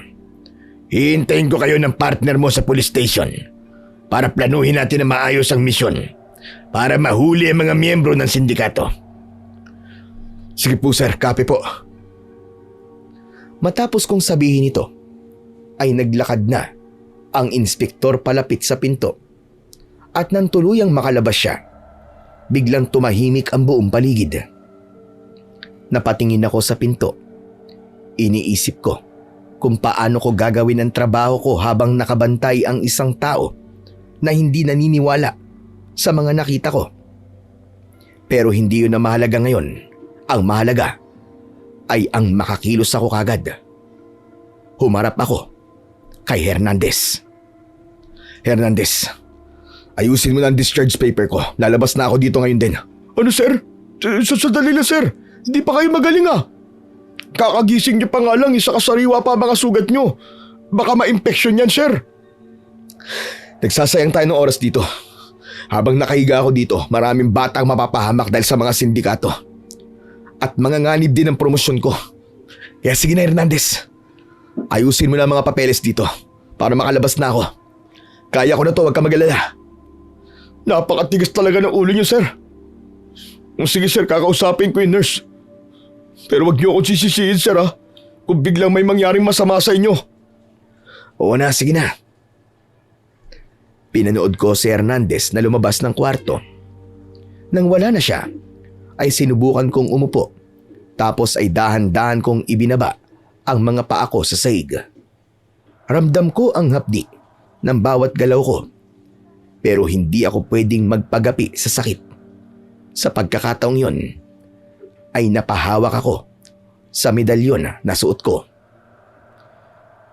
Huwag mo akong biguin ngayon. Nakikiusap ako sa'yo. Lolo, Tay, gabayan niyo po ako sa misyong ito. Ilang minuto lang ang lumipas, bumalik na si Hernandez na may dalang mga papel. Bakas pa rin sa mukha niya na hindi siya sang-ayon sa desisyon ko. Pero wala siyang nagawa kundi iabot sa akin ang ballpen at papel. May kasama din siyang nurse. Ito ang nagsabi sa akin na kailangan kong pumirma ng isang waiver kung saan nakasulat doon na kapag may nangyaring masama sa akin sa labas, wala nang pananagutan ng ospital dahil pinilit ko talagang lumabas kahit pinipigilan pa ako ng doktor. Hindi na ako nagdalawang isip. Mabilis kong nilagdaan ang dokumento. Nang ayos na ang lahat ng mga papel, pati ang billings, magkasama kami ni Hernandez na nag-report sa presinto. At pagdating sa presinto, pinuntahan ko kagad si Inspektor Ramirez. Aba, ang bilis natin, ha? Nakasunod ka kagad sa akin. Ayos siyang bata. Opo, sir. Hindi ako pwedeng tutulog-tulog sa ospital. Gayong alam ko na may mga nanganganib na kabataan. Tama ka doon, Ricardo. O siya, tamang-tama nga ang pagdating mo dahil may ikinakasa kaming entrapment operation para sa mga grupo na yon. Kikilos na po kayo, sir? Oo. Kaya nga mabuti at nakasunod kagad kayo. Tulad nga na sabi mo, maraming bata na nawawala at ayaw naman nating madagdagan pa yun, hindi ba? Bakit po entrapment ang naisip niyong paraan para mahuli sila, sir? Bago sagutin ng aming inspektor ang tanong ko, ilang dokumento ang inilabas niya. Sa daladala niyang expanded envelope, isa-isa niya kaming binigyan at pinabasa ang laman. May ilang impormasyon ang nakarating sa amin. Ayon sa report, hindi lang pandurukot ng mga bata sa kalye sa gabi ang ginagawa nila. Marami sa kanila ang nagkakaroon ng transaksyon sa mga opisyalis ng gobyerno upang mapadali ang pagkuha nila ng mga bata. Binibili nila ang mga bata, sir. Tama ang mga nabasa mo dyan, SPO1. Maraming mga nakaupo ang nag-uutos na manghidap ng mga bata upang direktang ibenta sa sindikatong ito. Ito pang nakarating sa amin. Hindi lang government officials kundi maging mga police officers ay ginagawa na rin yun. Hindi ko maiwasan na makaramdam ng inis mula sa mga impormasyon na narinig ko. Hindi ako makapaniwala na masasangkot ang pangalan ng mga pulis sa ganitong uri ng kaso. Wala pang karagdagang impormasyon kung saan police station ang galing ang mga traidor na pulis. Pero isa lang ang sigurado ko. Maraming pulis ang may koneksyon sa sindikato na yon. Kaya't magkaroon tayo ng entrapment and undercover operations. Aatasan ko kayo magpanggap na magkakaroon ng transaksyon sa naturang sindikato. Teka, sir. Huwag niyong sabihin na magdadala rin tayo ng totoong mga bata para maging bitag sa operasyon na to. Kailangan natin gawin yon para talaga mahuli ang mga kriminal. Huwag ka mag-alala. Protektado naman ang kapulisan ng mga batang gagamitin natin sa entrapment. Huwag ka na munang kumontra, Ricardo. Alam kong malaki ang concern mo sa kanila. Pero huwag mong kalimutang bahagi ito ng misyon natin bilang mga pulis. Kailangan nating gawin ang lahat para magtagumpay sa misyong ito. Hindi, sir. Hindi ako papayag na ganun. Walang batang dapat malagay sa panganib para lang sa isang entrapment, sir. O sige, may naiisip ka bang mas magandang paraan? Meron, sir. Tumango si Inspektor at muling nagpatuloy sa pagsasalita. Sinabi niyang mangyayari ang operasyon bukas ng gabi. Ito ay gagawin sa dulong bahagi ng Maynila kung saan lumalabas ang mga sasakyan patungo sa ibang syudad. Nag-assign na rin siya at napunta ko sa hanay ng mga pulis na susugod kapag nangyari na ang transaksyon.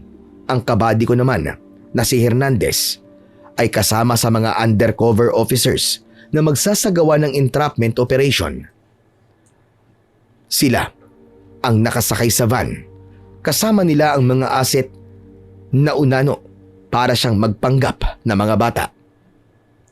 Matapos makapag-meeting ay diretso na akong umuwi ng bahay. Nang makapasok ng aking kwarto, hinubad ko na ang damit. Nang mapatingin ako sa malaking salamin, napahinto ako nang makita ko ang suot na medalyon. Muli ko yung hinawakan at sinuri. Paano ba kita magagamit? Walang binanggit si Lolo tungkol sa mga dasal o orasyon. Naririnig ko lang na bumubulong siya dati. Pero hindi ko naman naririnig. Baka yun ang kailangan kong gawin. Pero paano? Parang baliw akong kinakausap ang sarili ko habang tinitingnan ang harap at likod ng medalyon. Hanggang sa maisip ko na ang gilid naman ito ang suriin ko. Doon nakita ko ang isang maliit na parang pindutan.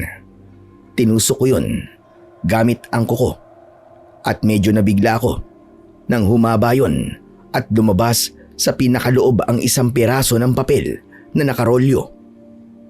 Hinila ko ito at binuklat. Napangiti ako dahil may mga salitang nakasulat doon na nasa lengguwaheng Latin.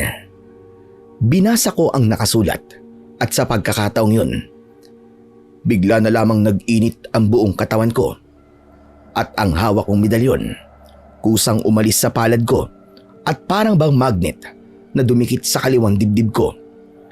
Gaya ng buong katawan ko, nag-init din yun kaya napasigaw ako dahil sa labis na sakit. Napatingin akong muli sa salamin. Nakita kong nagliwanag ang medalyon. Kasabay nun ay naramdaman kong tila lumakas ako. Nawala ang kirot na nararamdaman ko. Hindi mo sinabi, Lo. Ganun lang pala gisingin ang kapangyarihan nitong medalyon. Saka ang galing, ha? May kakayahan tong manggamot. Ang astig. Matapos kong sabihin yon, ay kinuha ko ang baril na ibinigay sa akin ng aking tatay. Hinugot ko ito sa bag kung saan ko ito inilagay. Nang mahawakan ko to, isang malakas na boltahe ng kuryente ang dumaloy mula rito, papunta sa kamay ko at sa buo kong katawan. Ilang segundo, huminto rin ang paggapang ng kuryente. Humanda kayong lahat, mga diablong buang kayo. Sinisiguro ko na hindi na kayo makakaligtas sa oras na magkaharap tayo uli. Sa ngalan ng lolo at tatay ko, haharap ako sa inyo, hindi lang bilang isang pulis, kundi bilang isang pulis na antingero. Kinabukasan, pagsapit ng dapit hapon, ay naghanda na ang dalawang team para sa magaganap na entrapment at undercover operation. Dalawang sasakyan ang gagamitin at magkahiwalay na daan ang tatahakin namin. Nakasuot ng normal na damit ang kabady kong si PO1 Hernandez kasama ang ilang pulis na magpapanggap din na katransaksyon ng sindikato. Bago sila umalis, nagbigay muna ako ng ilang paalala sa dalawang bata. Makinig kayong dalawa. Atin-atin lang tong sasabihin ko, ha. Kapag nandun na tayo at naramdaman nyo ng dehadong sitwasyon, ibulong nyo lang ng 3 beses ang pangalan ko, maliwanag. Darating kagad ako kapag kailangan nyo ng tulong. Nakangiting tumango ang dalawang baguang pulis bago tuluyang isara ang pintuan ng van. Sandali pa ako napasulyap kay Hernandez na hindi masyadong nagsasalita ng mga sandaling yon. Hindi ko alam kung may pinagdadaanan ba siya o baka natatakot lang para sa misyong ito. Ikaw ba naman ang i-assign para makaharap ang sindikato ng mga aswang? Nang makaalis sila, ay umalis na rin ang aming sasakyan. Mauuna kami sa lokasyon upang magtago sa mga gusali at kabahayang naroon. Makalipas ang ilang oras, nakarating na kami roon. Tuluyan na rin kinain ng dilim ang buong paligid. Agad kaming nakahanap ng pwesto, kaya naman nagtago na kami sa mga poste at halamang naroon. Nakaredy na rin ang aming sniper at backup kung sakaling kumagat sa bitag ang mga kalaban. Ilang saglit pa, nakarating na ang van na kasama namin sa lokasyon kung saan magaganap ang transaksyon. Pinagmasdan ko ang paligid at wala pa namang dumarating doon. Wala ring kakaiba, kaya medyo nakampante ako. Nagulat na lang din ako nang magsalita sa harap ko si Inspektor Ramirez. Excited ka na ba, SPO1 Ricardo, na mahuli natin ang mga miyembro ng sindikatong nanggugulo sa Maynila? Excited? Mali po yata ang term na ginamit nyo, sir. Sa ganitong sitwasyon, pagiging dedication at focus ang kailangan nating i-maintain dito. Masyado ka namang seryoso, SPO1. Huwag kang mag-alala. Wala pang misyong pumapalya kapag kasama ako sa nagplano. Maniwala ka sa akin. Wala pang 1 oras ay mahuhuli na natin lahat ng mga nasa sindikato.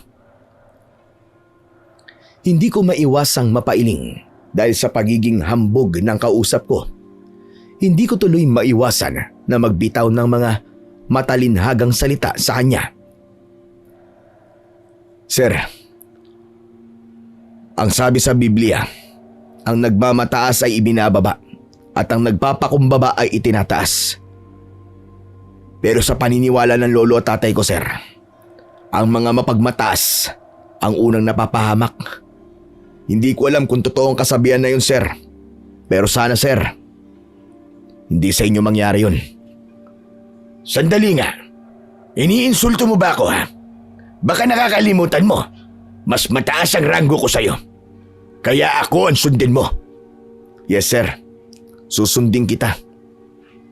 Pero sa oras na mapatunayan kong hindi basta-basta ang mga kalaban natin, ako, sir, ang dapat niyong sundin. Dahil hindi lang mga pulis ang kailangan sa misyong to. Kailangan din ng antingero. Yan ka na naman sa mga emailasyon mo, bata. O sige, gusto mo ng pustahan? Kapag natapos ang misyon na to at hindi mo mapatunayan yung sinasabi mo, aalis ka na sa pagiging pulis mo. Kapag naman napatunayan kong mali kayo at totoo mga sinasabi ko, sir, aalis ka rin ba sa pwesto mo, sir? Nang sabihin ko yun, narinig ko ang mahinang bulungan sa mga kasama kong pulis. Walang nagawa si Inspektor Ramirez kundi ang sumang-ayon para hindi siya mapahiya. O sige, kakasa ko sa hamon mo. Bukas na bukas, ihanda mo ang mga gamit mo dahil mawawalan ka na ng posisyon at trabaho. Pagkatapos magsalita ng kasama naming opisyal, lumayo muna siya at pumunta sa madamong bahagi para umihi. Napailing na lang ako sa mga pinagsasasabi niya. Mag-iisang oras na lumipas pero wala pa ring paramdam ang katransaksyon ng kabilang team. Tinanaw ko ang pwesto nila. Nandoon pa rin ang van at hindi pa rin lumalabas ang mga sakay nito. Maya-maya pa, napahawak ako sa kaliwang dibdib ko nang biglang kumabog ito. At nang napakalakas, kinabahan ako at agad na kintuban. Kaya naman hinawakan ko ng maigpit ang medalyon ko at pabulong na binigkas ang sagradong orasyon. Ramdam ko na may paparating at hindi ito maganda. Matapos mabigkas ang huling salita sa orasyon, biglang luminaw ang pandinig ko. Doon ko narinig yung maihinang bulong na nanggagaling sa loob ng van. Tinawag nila ang pangalan ko ng 3 beses. Hindi pa ako nakakakilos ay may narinig akong kakaibang kaluskos mula sa likuran namin. Doon ko napagtanto na naisaan kami.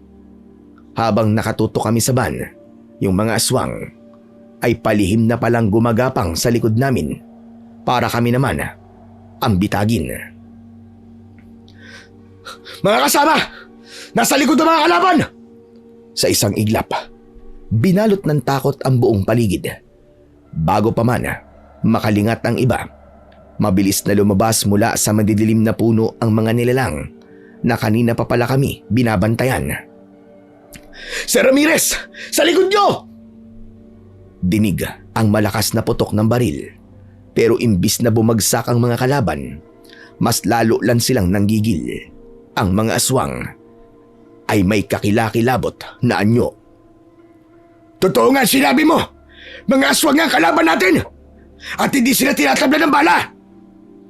Habang nagsasalita si Ramirez, biglang may lumapit sa kanyang aswang.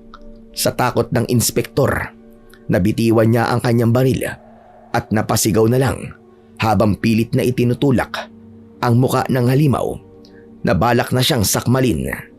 Habang nagpupumiglas si Inspektor Ramirez at malapit ng masakmal ng aswang, hindi na ako nag-aksaya ng panahon.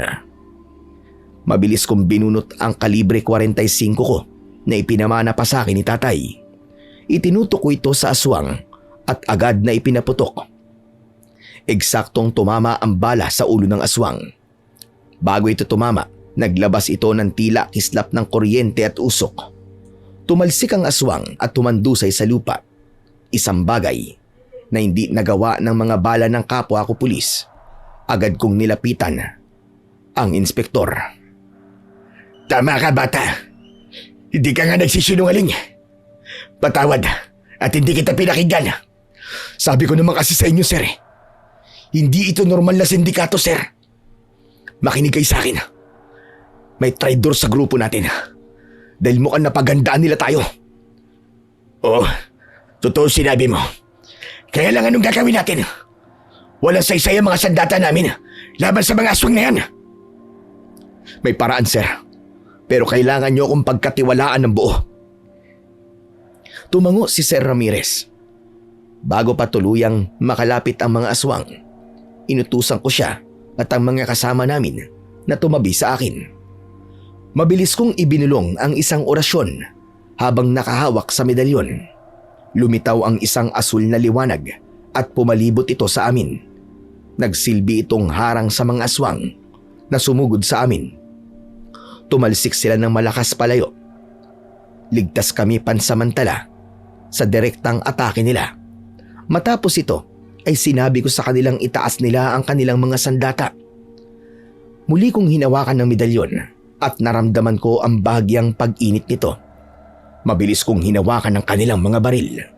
Gumapang ang asul na kuryente mula sa kamay ko patungo sa mga sandata nila. Ayos na. Nabasbasan ko na ang mga baril nyo. Makakalaban na tayo ng patas sa mga halimaw na yan. Salamat, bata. Magaling ang diskarte mo. Anak ka nga ng tatay mo. Inikot ni Ramirez ang kanyang baril at matapang na hinarap ang dalawa pang aswang na nagtatangkang lumapit. Bakas na sa mukha niya ang kumpiyansa dahil alam niyang may laban na siya. Sige na, kami nang bahala rito. Puntahan mo na sila Hernandez at ang mga asset doon sa van. Siguraduhin mong ligtas silang lahat. Bilisan mo! Copy, sir. Hindi na ako nag-aksaya ng panahon. Kumaripas ako ng takbo patungo sa kinaroroonan ng van habang pilit na pinakikiramdaman ang paligid gamit ang talas ng aking pandinig. Rinig ko ang sigaw at iyak ng mga taong nasa loob ng van. Huwag kayong mag-alala. Malapit na ako. Habang papalapit ako, biglang tumahimik sa loob ng van. Nawala ang mga iyak at sigaw. Nanindig ang balahibo ko. Alam ko na posibleng hindi na maganda ang nangyari. Hernandez! Hernandez, sumagot ka! Walang sumasagot. Pagdating ko sa harap ng van, tumambad sa akin ang dugo ang katawan ng pulis na kasama ni Hernandez. Agad kong binuksan ang sasakyan at nakita ko ding patay na ang mga aset. May mga malalalim na hiwa sa kanilang mga katawan at leeg. Hernandez! Hernandez, nasaan ka? Hernandez! Mabilis kong inikot ang tingin ko sa loob ng sasakyan. Ngunit wala doon ang aking kabady. Anak ng putya, hindi pwede to. Hindi pwede to! Napatitig ako sa mga bangkay nila. Hindi ko matanggap ang nakikita ko. Sariwa pa ang mga sugat nila. Halos hindi pa tumitigil ang agos ng dugo. Sa gitna ng panlulumo ko at pag-iisip na baka ganun din ang nangyari kay Hernandez, may narinig akong mahinang yabag mula sa likuran ng van. Sino yan? Magpakita ka! Dahan-dahang lumabas mula sa dilim si Hernandez. Napababa ako ng baril pero bigla akong natigilan nang makita ang itsura ng aking kapartner. Maayos ang tayo niya, wala siyang galos at mukhang walang masakit sa kanya. Nang masinagan siya ng liwanag, agad na bumaba ang tingin ko sa kanyang mga kamay. Duguan ito. Lumipat ang tingin ko sa kanyang muka at nakita ko na pati ang kanyang bibig ay may bahid din ng dugo. Anong ibig sabihin nito, Hernandez? Hindi sumagot si Hernandez. Nanatili lang siyang nakatayo doon. Blanko ang tingin at tila walang nararamdamang emosyon. Sa kabila ng dami ng patay sa paligid namin. Hernandez, sumagot ka! Anak ng putya, bakit wala kang sugat? Pero punong-puno ka ng dugo. Huwag mong sabihin. Bigla siyang ngumisi. Kasabay nito ay naramdaman ko ang matinding pag-init ng medalyon sa dibdib ko. Nagbigay din ito ng babala. Paano nangyari to? Paano naging isa ka sa kanila, Hernandez? Hindi ako naging isa sa kanila, Ricardo. Dahil ako ang pasimuno ng sindikatong ito. Hayop ka. Ikaw ang traitor! Ikaw ang aswang na nasa loob ng grupo namin! Agad kong itinutok ang baril sa kanya. Pero bago ko pa mapaputok ang baril, may sinabi siya sa akin. Hindi ko na ituloy ang pagpatay kay Hernandez. Sige! Kalabitin mo! Para hindi mo na tuluyang makita ang anak-anakan mo si Jacob. Ibig sabihin, buhay pa si Jacob? Oo, Ricardo.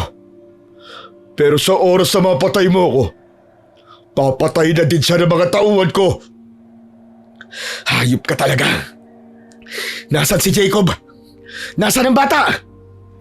Sumunod ka sa akin. At ikaw lang, Ricardo. Huwag ka magsama ng iba. May hihilingin ako sa iyo bago ko ibigay ang bata. Pumasok ka sa abandonadong warehouse na yan. Pagkatapos niyang magsalita, ay bigla nitong ibinuka ang bibig at lumabas doon ang kanyang mahabang dila. Tinubuan din siya ng malalapad na pakpak. Sabay lipad pa itaas. Susundan ko sana siya, pero hindi ko na ituloy nang marinig ko ang malakas na sigawan at putukan ng mga baril. Agad akong bumalik sa pwesto at nilapitan si Inspektor Ramirez. Agad kong sinabi sa kanya ang lahat ng nangyari. Sinasabi ko na nga ba at napapalibutan tayo ng mga aasahensya ito. Ang kapal ng mukha niya. Sa loob pa mismo ng hanay natin nagasik ng kadiliman. Habang nagsasalita si Inspektor Ramirez, biglang lumabas sa madilim na sulok ang iba pang mga aswang. Nag-uunahan silang sumugod sa amin. Sabay pa kaming nagpaulan ng bala. Isang aswang ang nakita kong galing sa itaas at dadambayin sana nito si Inspektor. Kaya naman, mabilis ko itong pinaputukan. Tumalsik ang aswang. Umusok ang bangkay ng aswang hanggang sa maging abo. Mamatay kayong mga hayop kayo! Para sa mga kasamaan naming pinatay ninyo! Nang mapabagsak namin ang aswang na sumugod, humarap sa akin si Ramirez. Baka sa kanyang muka ang pait at galit. Pero nakita ko ang determinasyon sa kanyang mga mata. Ricardo, tama na to. Mabuti pa puntahan mo na si Jacob. Sige na. Tumingin siya sa abandonadong warehouse na itinuro ni Hernandez kanina. Copy, sir. Sir, mag-iingat kayo dito. Mabilis akong naglakad at hindi na lumingon pa. Papunta ako sa abandonadong warehouse. Pagpasok ko sa loob ay biglang nagsilabasan ang napakarami na mga aswang. Sumindi ang ilaw sa loob. Nakita ko si Hernandez sa bandang harapan at nasa tabi niya ang takot na takot at nanginginig na si Jacob. Anak ka ng teteng. Pakawalan mo ang bata! Humalakhak si Hernandez habang dahan-dahang hinihimas ang leeg ni Jacob gamit ang kanyang matutulis na kuko. Nanginginig ang bata, halos mawala ng boses sa kakaiyak. Masyado ka naman mainit, Ricardo. May nakalimutan ka yata. Hindi ko pwedeng pakawalan ng bata hanggat hindi mo na ibibigay sa akin ang gusto ko. Ano bang gusto mo, hayop ka? Anong gusto mo? Sabihin mo na! Sirain mo medalyon mo. Ngayon din. Sa harap ko. Natigilan ako sa sinabi niyang yon. Ang medalyon ang tanging dahilan kung bakit kami nakakalaban ng patas sa mga katulad niyang kampon ng kadiliman. Kung sisirain ko ito, mawawalan ako ng kapangyarihan at lakas. Magiging ordinaryong tao na lang ako at madali nilang malalapa. Ano? Ano, Ricardo? Mas mahalaga ba sa'yo ang medalyon na yan kesa sa buhay ng batang to? Sige, pumili ka. Sige, Hernandez. Ibababa akong depensa ko. Basta siguraduhin mong hindi mo sasaktan ng bata. Hinubad ko ang medalyon mula sa aking leg. Nakita ko ang pananabik sa mga mata ni Hernandez. Akala niya ay tuluyan niya na akong mapapatumba. Pero ang hindi niya alam, ang tunay na lakas ng isang antingero ay wala sa pisikal na bagay. Nasa pananampalataya at sa tamang paggamit ng orasyon. Ito na ang gusto mo. Pero bago ko to sirain, alisin mo muna ang mga tali sa katawan ng bata. Sabay tayo. Mautak ka talaga. Huwag ka mag-alala. Patas akong lumaban. Sige, bibilang ako ng 3. Pagkabigkas ko ng salitang 3, bibitiwan mo si Jacob. Malinaw. Malinaw na malinaw. Bago magbilang, sandali pa ako napasulyap sa mga nakapalibot na aswang. Nararamdaman kong sabay-sabay sila nasusugod kapag nabitiwan ko na ang medalyon. 1, 2, 3! Mabilis kong inihagis ang medalyon papunta kay Hernandez. Agad rin naman itong binitiwan si Jacob. Kaya mabilis itong nakatakbo papunta sa akin. Nang makuha ko siya, ay saktong nahawakan na rin nang humahalakhak na si Hernandez ang medalyon. Sige mga kasama! Patayin niyo si Ricardo at ang bata! Hindi nga ako nagkamali. Nagagawin niya yon. Kaya naman, agad kong hinugot ang patalim na nakatago sa loob ng sapatos ko. Nang makuha ko yun, ay agad ko itong ibinato kay Hernandez. Tumama ito sa palad niya, kaya naman nabitiwan ito ang medalyon at napasigaw ng malakas. Bago makalapit sa amin, ang ibang mga aswang ay umusal ulit ako ng orasyon. Pero hindi ko pa man ito natatapos ay nakita kong tumakbo si Jacob palapit sa kinaroroonan ng medalyon. Pinulot ni Jacob ang medalyon at mabilis na inihagis pabalik sa akin. Nasalo ko ang medalyon at agad ko tong sinuot. Para bang may magnet na dumikit ito sa aking kaliwang dibdib. Napangiti ako. Hindi nga ako nagkamali na gagawin niya yon. Kaya naman, agad kong hinugot ang patalim at saka muling itinaas ang hawak kong baril. Anak ka ng teteng! Katapusan niyo na! 3 putok. 3 aswang ang sunod-sunod na sumabog at naging abo bago pa man sila makadikit sa akin. Ang ika-4 na halimaw ay nakalusot at tinangkang sunggaban si Jacob, pero sa isang iglap, nasalo ko ang mismong braso nito at gamit ang pambahirang lakas mula sa medalyon, hinila ko ang aswang at pabalibag na inihampas ang ulo nito sa konkretong pader ng warehouse hanggang sa hindi na ito gumalaw. At hindi pa doon nagtapos ang madugong labanan. Halos sabay-sabay na sumugod ang iba pang mga aswang. Pero hindi ako nagpatinag. Isang nakakasilaw na liwanag ang lumabas mula sa aking medalyon. Nang humupa ang nakakasilaw na liwanag, wala na ang mga aswang. Tanging abo na lang ang natira sa mga galamay ni Hernandez. Agad kong nilingon si Jacob at sininyasan siyang magtago sa likod ng mga nakasalansang kalawanging drama. Samantala, dahil sa nangyari, lalo namang nanggalaiti si Hernandez at sa harap ko, lalong naging mabagsik ang kanyang itsura. Ang balat niya ay lalong nangitim. Tumubo din ang malalapad niyang mga pakpak. Umalingasaw ang napakabahong amoy ng aswang. Hayop ka, Ricardo! Inubos mo mga tauhan ko! Papatayin kita! Papatayin kita! Mabilis pa sa kidlat siyang sumugod. Iwinasiwas niya ang kanyang matutulis na kuko papunta sa leeg ko. Pero dahil sa bilis at lakas na dumadaloy mula sa medalyon, madali ko itong naiwasan. Sinalubong ko siya ng isang malakas na tadyak sa dibdib na nagpatalsik sa kanya ng ilang metro.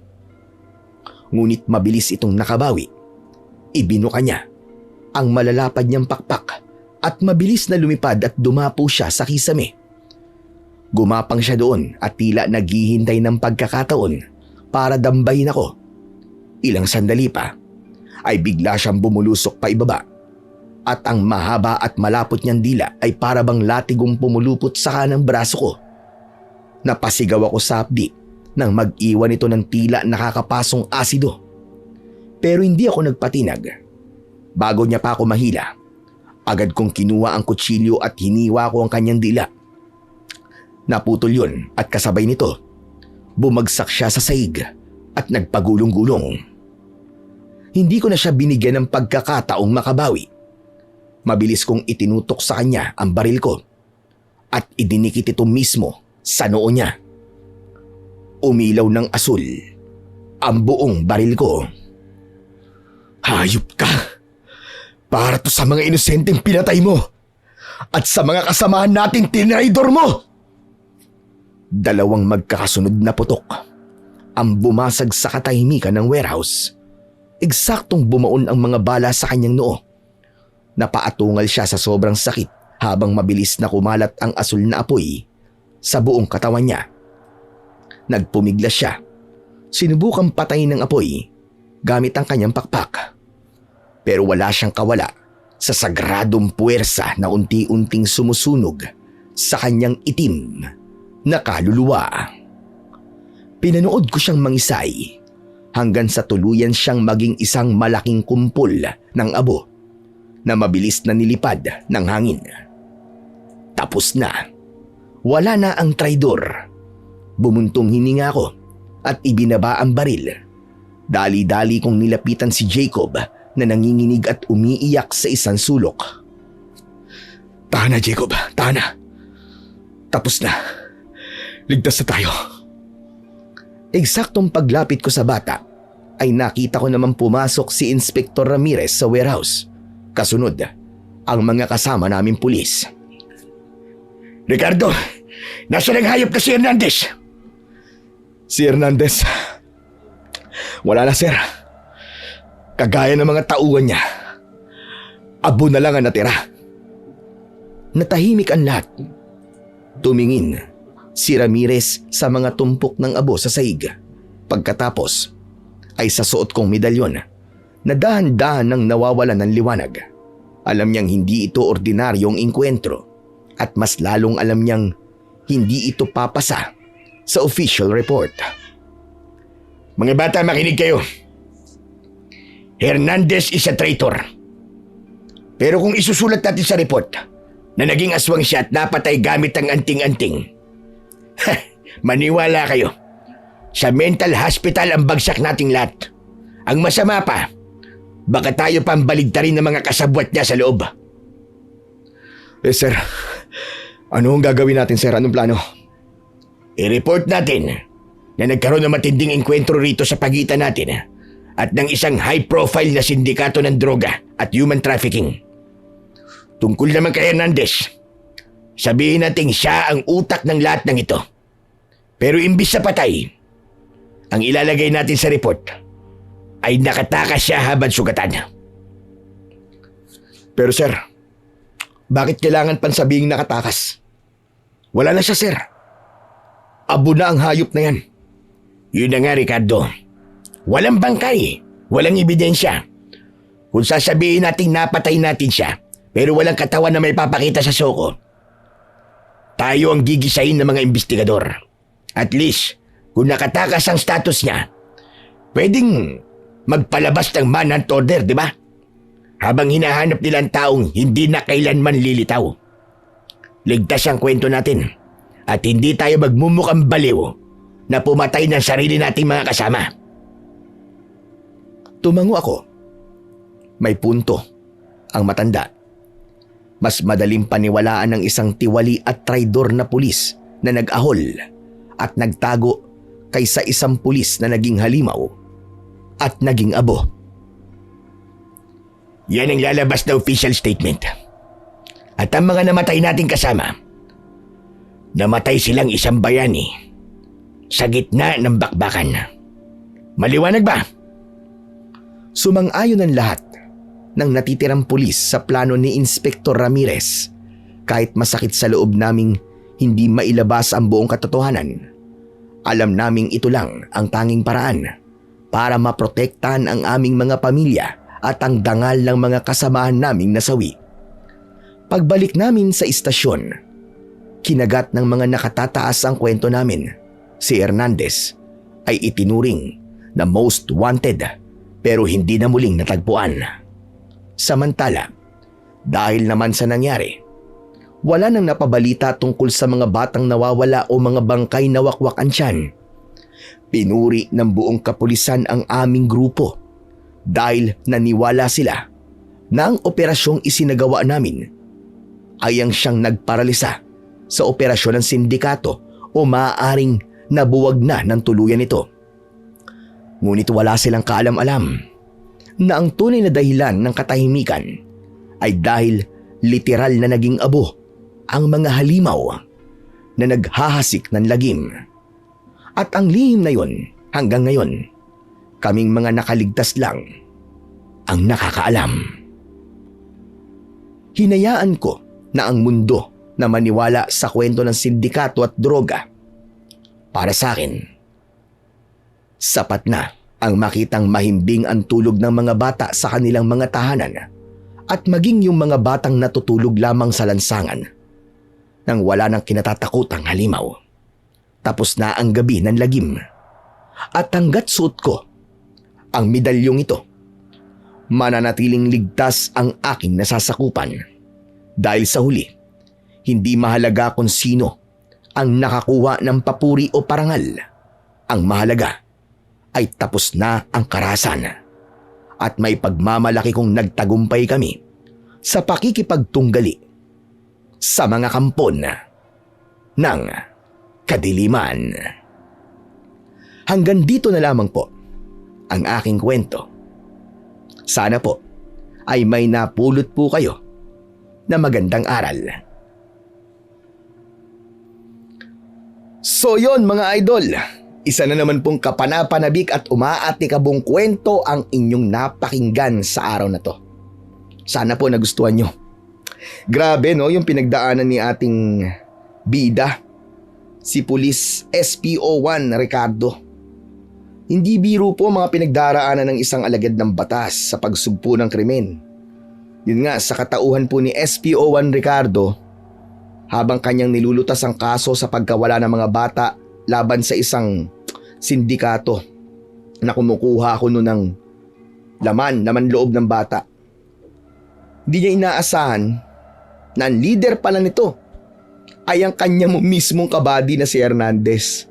Higit pang nakakagulat, hindi lamang simpleng sindikato ang kanyang kinaharap, kundi mga nilalang na aswang. Tunay na napakahirap labanan ng isang karaniwang kriminal, lalo pa kung ang kalaban mo ay may taglay na kakaibang kasamaan. Buti na lang, meron siyang anting-anting na bigay ng kanyang lolo at baril na may pilak na bala galing naman sa kanyang ama. Kaya't sa uli, pinatunayan na hindi kailanman mananaig ang dilim laban sa liwanag at ang kasamaan ay laging matatalo ng kabutihan. Kaya naman mga sir, boss, chief, amo, sa aking mga kakilalang pulis at sa lahat ng kapulisan, taus-puso po kong nagpapasalamat sa tapang po ninyo at katapatan na magsilbi para po sa ating bayan. Kahit pa kung minsan ay nagbubuwis na po kayo ng sarili niyo pong buhay. Mabuhay po kayo mga idol. 10,000 saludo po para sa inyo. So ayun, dumako na po tayo sa ating pinakahihintay na shoutout portion.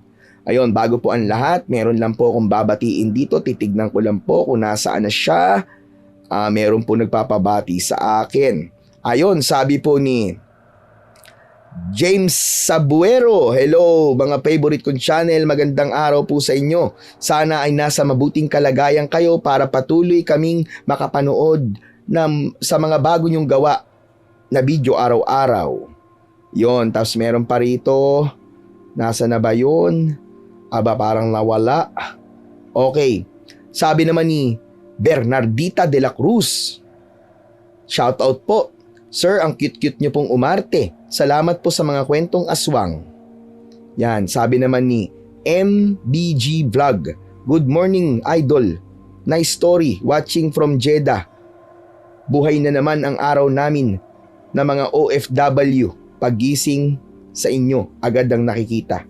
Hello po sa mga OFW natin dyan, sa mga masisipag na OFW sa Jeddah. Mag-iingat po kayo palagi. Lagi po mag-pray. Sabi naman po ni Glenda Reña, magandang tanghali po sa inyo. Lahat po ang galing talaga ng boses nyo. Mapamatanda, mapabata, binata, babae, kuhang-kuha nyo ang boses. God bless po, Sir Blair. God bless din po sa inyo at salamat po sa walang sawang pagsuporta. Meron pa po dito. Sabi naman ni Cherry Nono, ang galing naman po. Uy, salamat po, Ma'am Cherry. Sabi naman dito ni Lilia Pakinggan. Magandang araw po, Tito Blair. Happy watching, listening from Kuwait. Salamat po, Tito Blair, sa bagong upload. God bless you po. Good health, Tito Blair. Hello po, Ma'am Lilia, at sa mga kasamahan niyo pong OFW dyan sa Kuwait. Salamat po sa palaging pagsubaybay sa ating mga kwento sa araw-araw. Sana po patuloy niyo kaming subaybayan. Yon, sabi naman po ni Christina Peru. Good day po, Sir Blair. Thank you po sa masipag na pag-upload nyo lagi sa mga bagong kwento. Opo, pag may time talaga, ito nga, buti nakapag-upload ako kasi medyo naantala ang aking wifi. Pero gumawa pa rin ako ng paraan para makapag-record para po sa inyong lahat. Yan, sabi naman po ni Gemma Mangoba. Hello po, idol. Listening from Bahrain. Wow! Hello po sa inyo dyan sa mga nakikinig po sa atin sa Bahrain na mga OFW. Shout out po sa inyong lahat. Yon, sabi naman po ni Crizily Kabigon. Good morning, Sir Blair. Ang cute niyo pong mag-narrate. Sabi naman ni Jazz Jacob. Hello, Sir Blair. God bless your channel po. More upload po. Always. Maraming salamat sa iyo, Just Jacob. So yon mga idol, natapos na muli ang araw natin na to. Mga idol, bago ko po tapusin ang aking mga salaysay at sasabihin, isa po munang kasabihan ng aking iiwanan sa inyo. Ang hustisya man ay mabagal. Sa tamang panahon naman ay tiyak din makakamtan. At kapag ang puso ay puno ng kabutihan, walang dilim ang kayang manaig kailanman. Isa lang po ang pinapatunayan nito. Ang ating pananampalataya at ang pagtanggap natin kay Jesus, ang siyang pinakamatibay na sandata sa lahat. Laban sa kasamaan. Pagtanggap sa puso hindi sa nguso.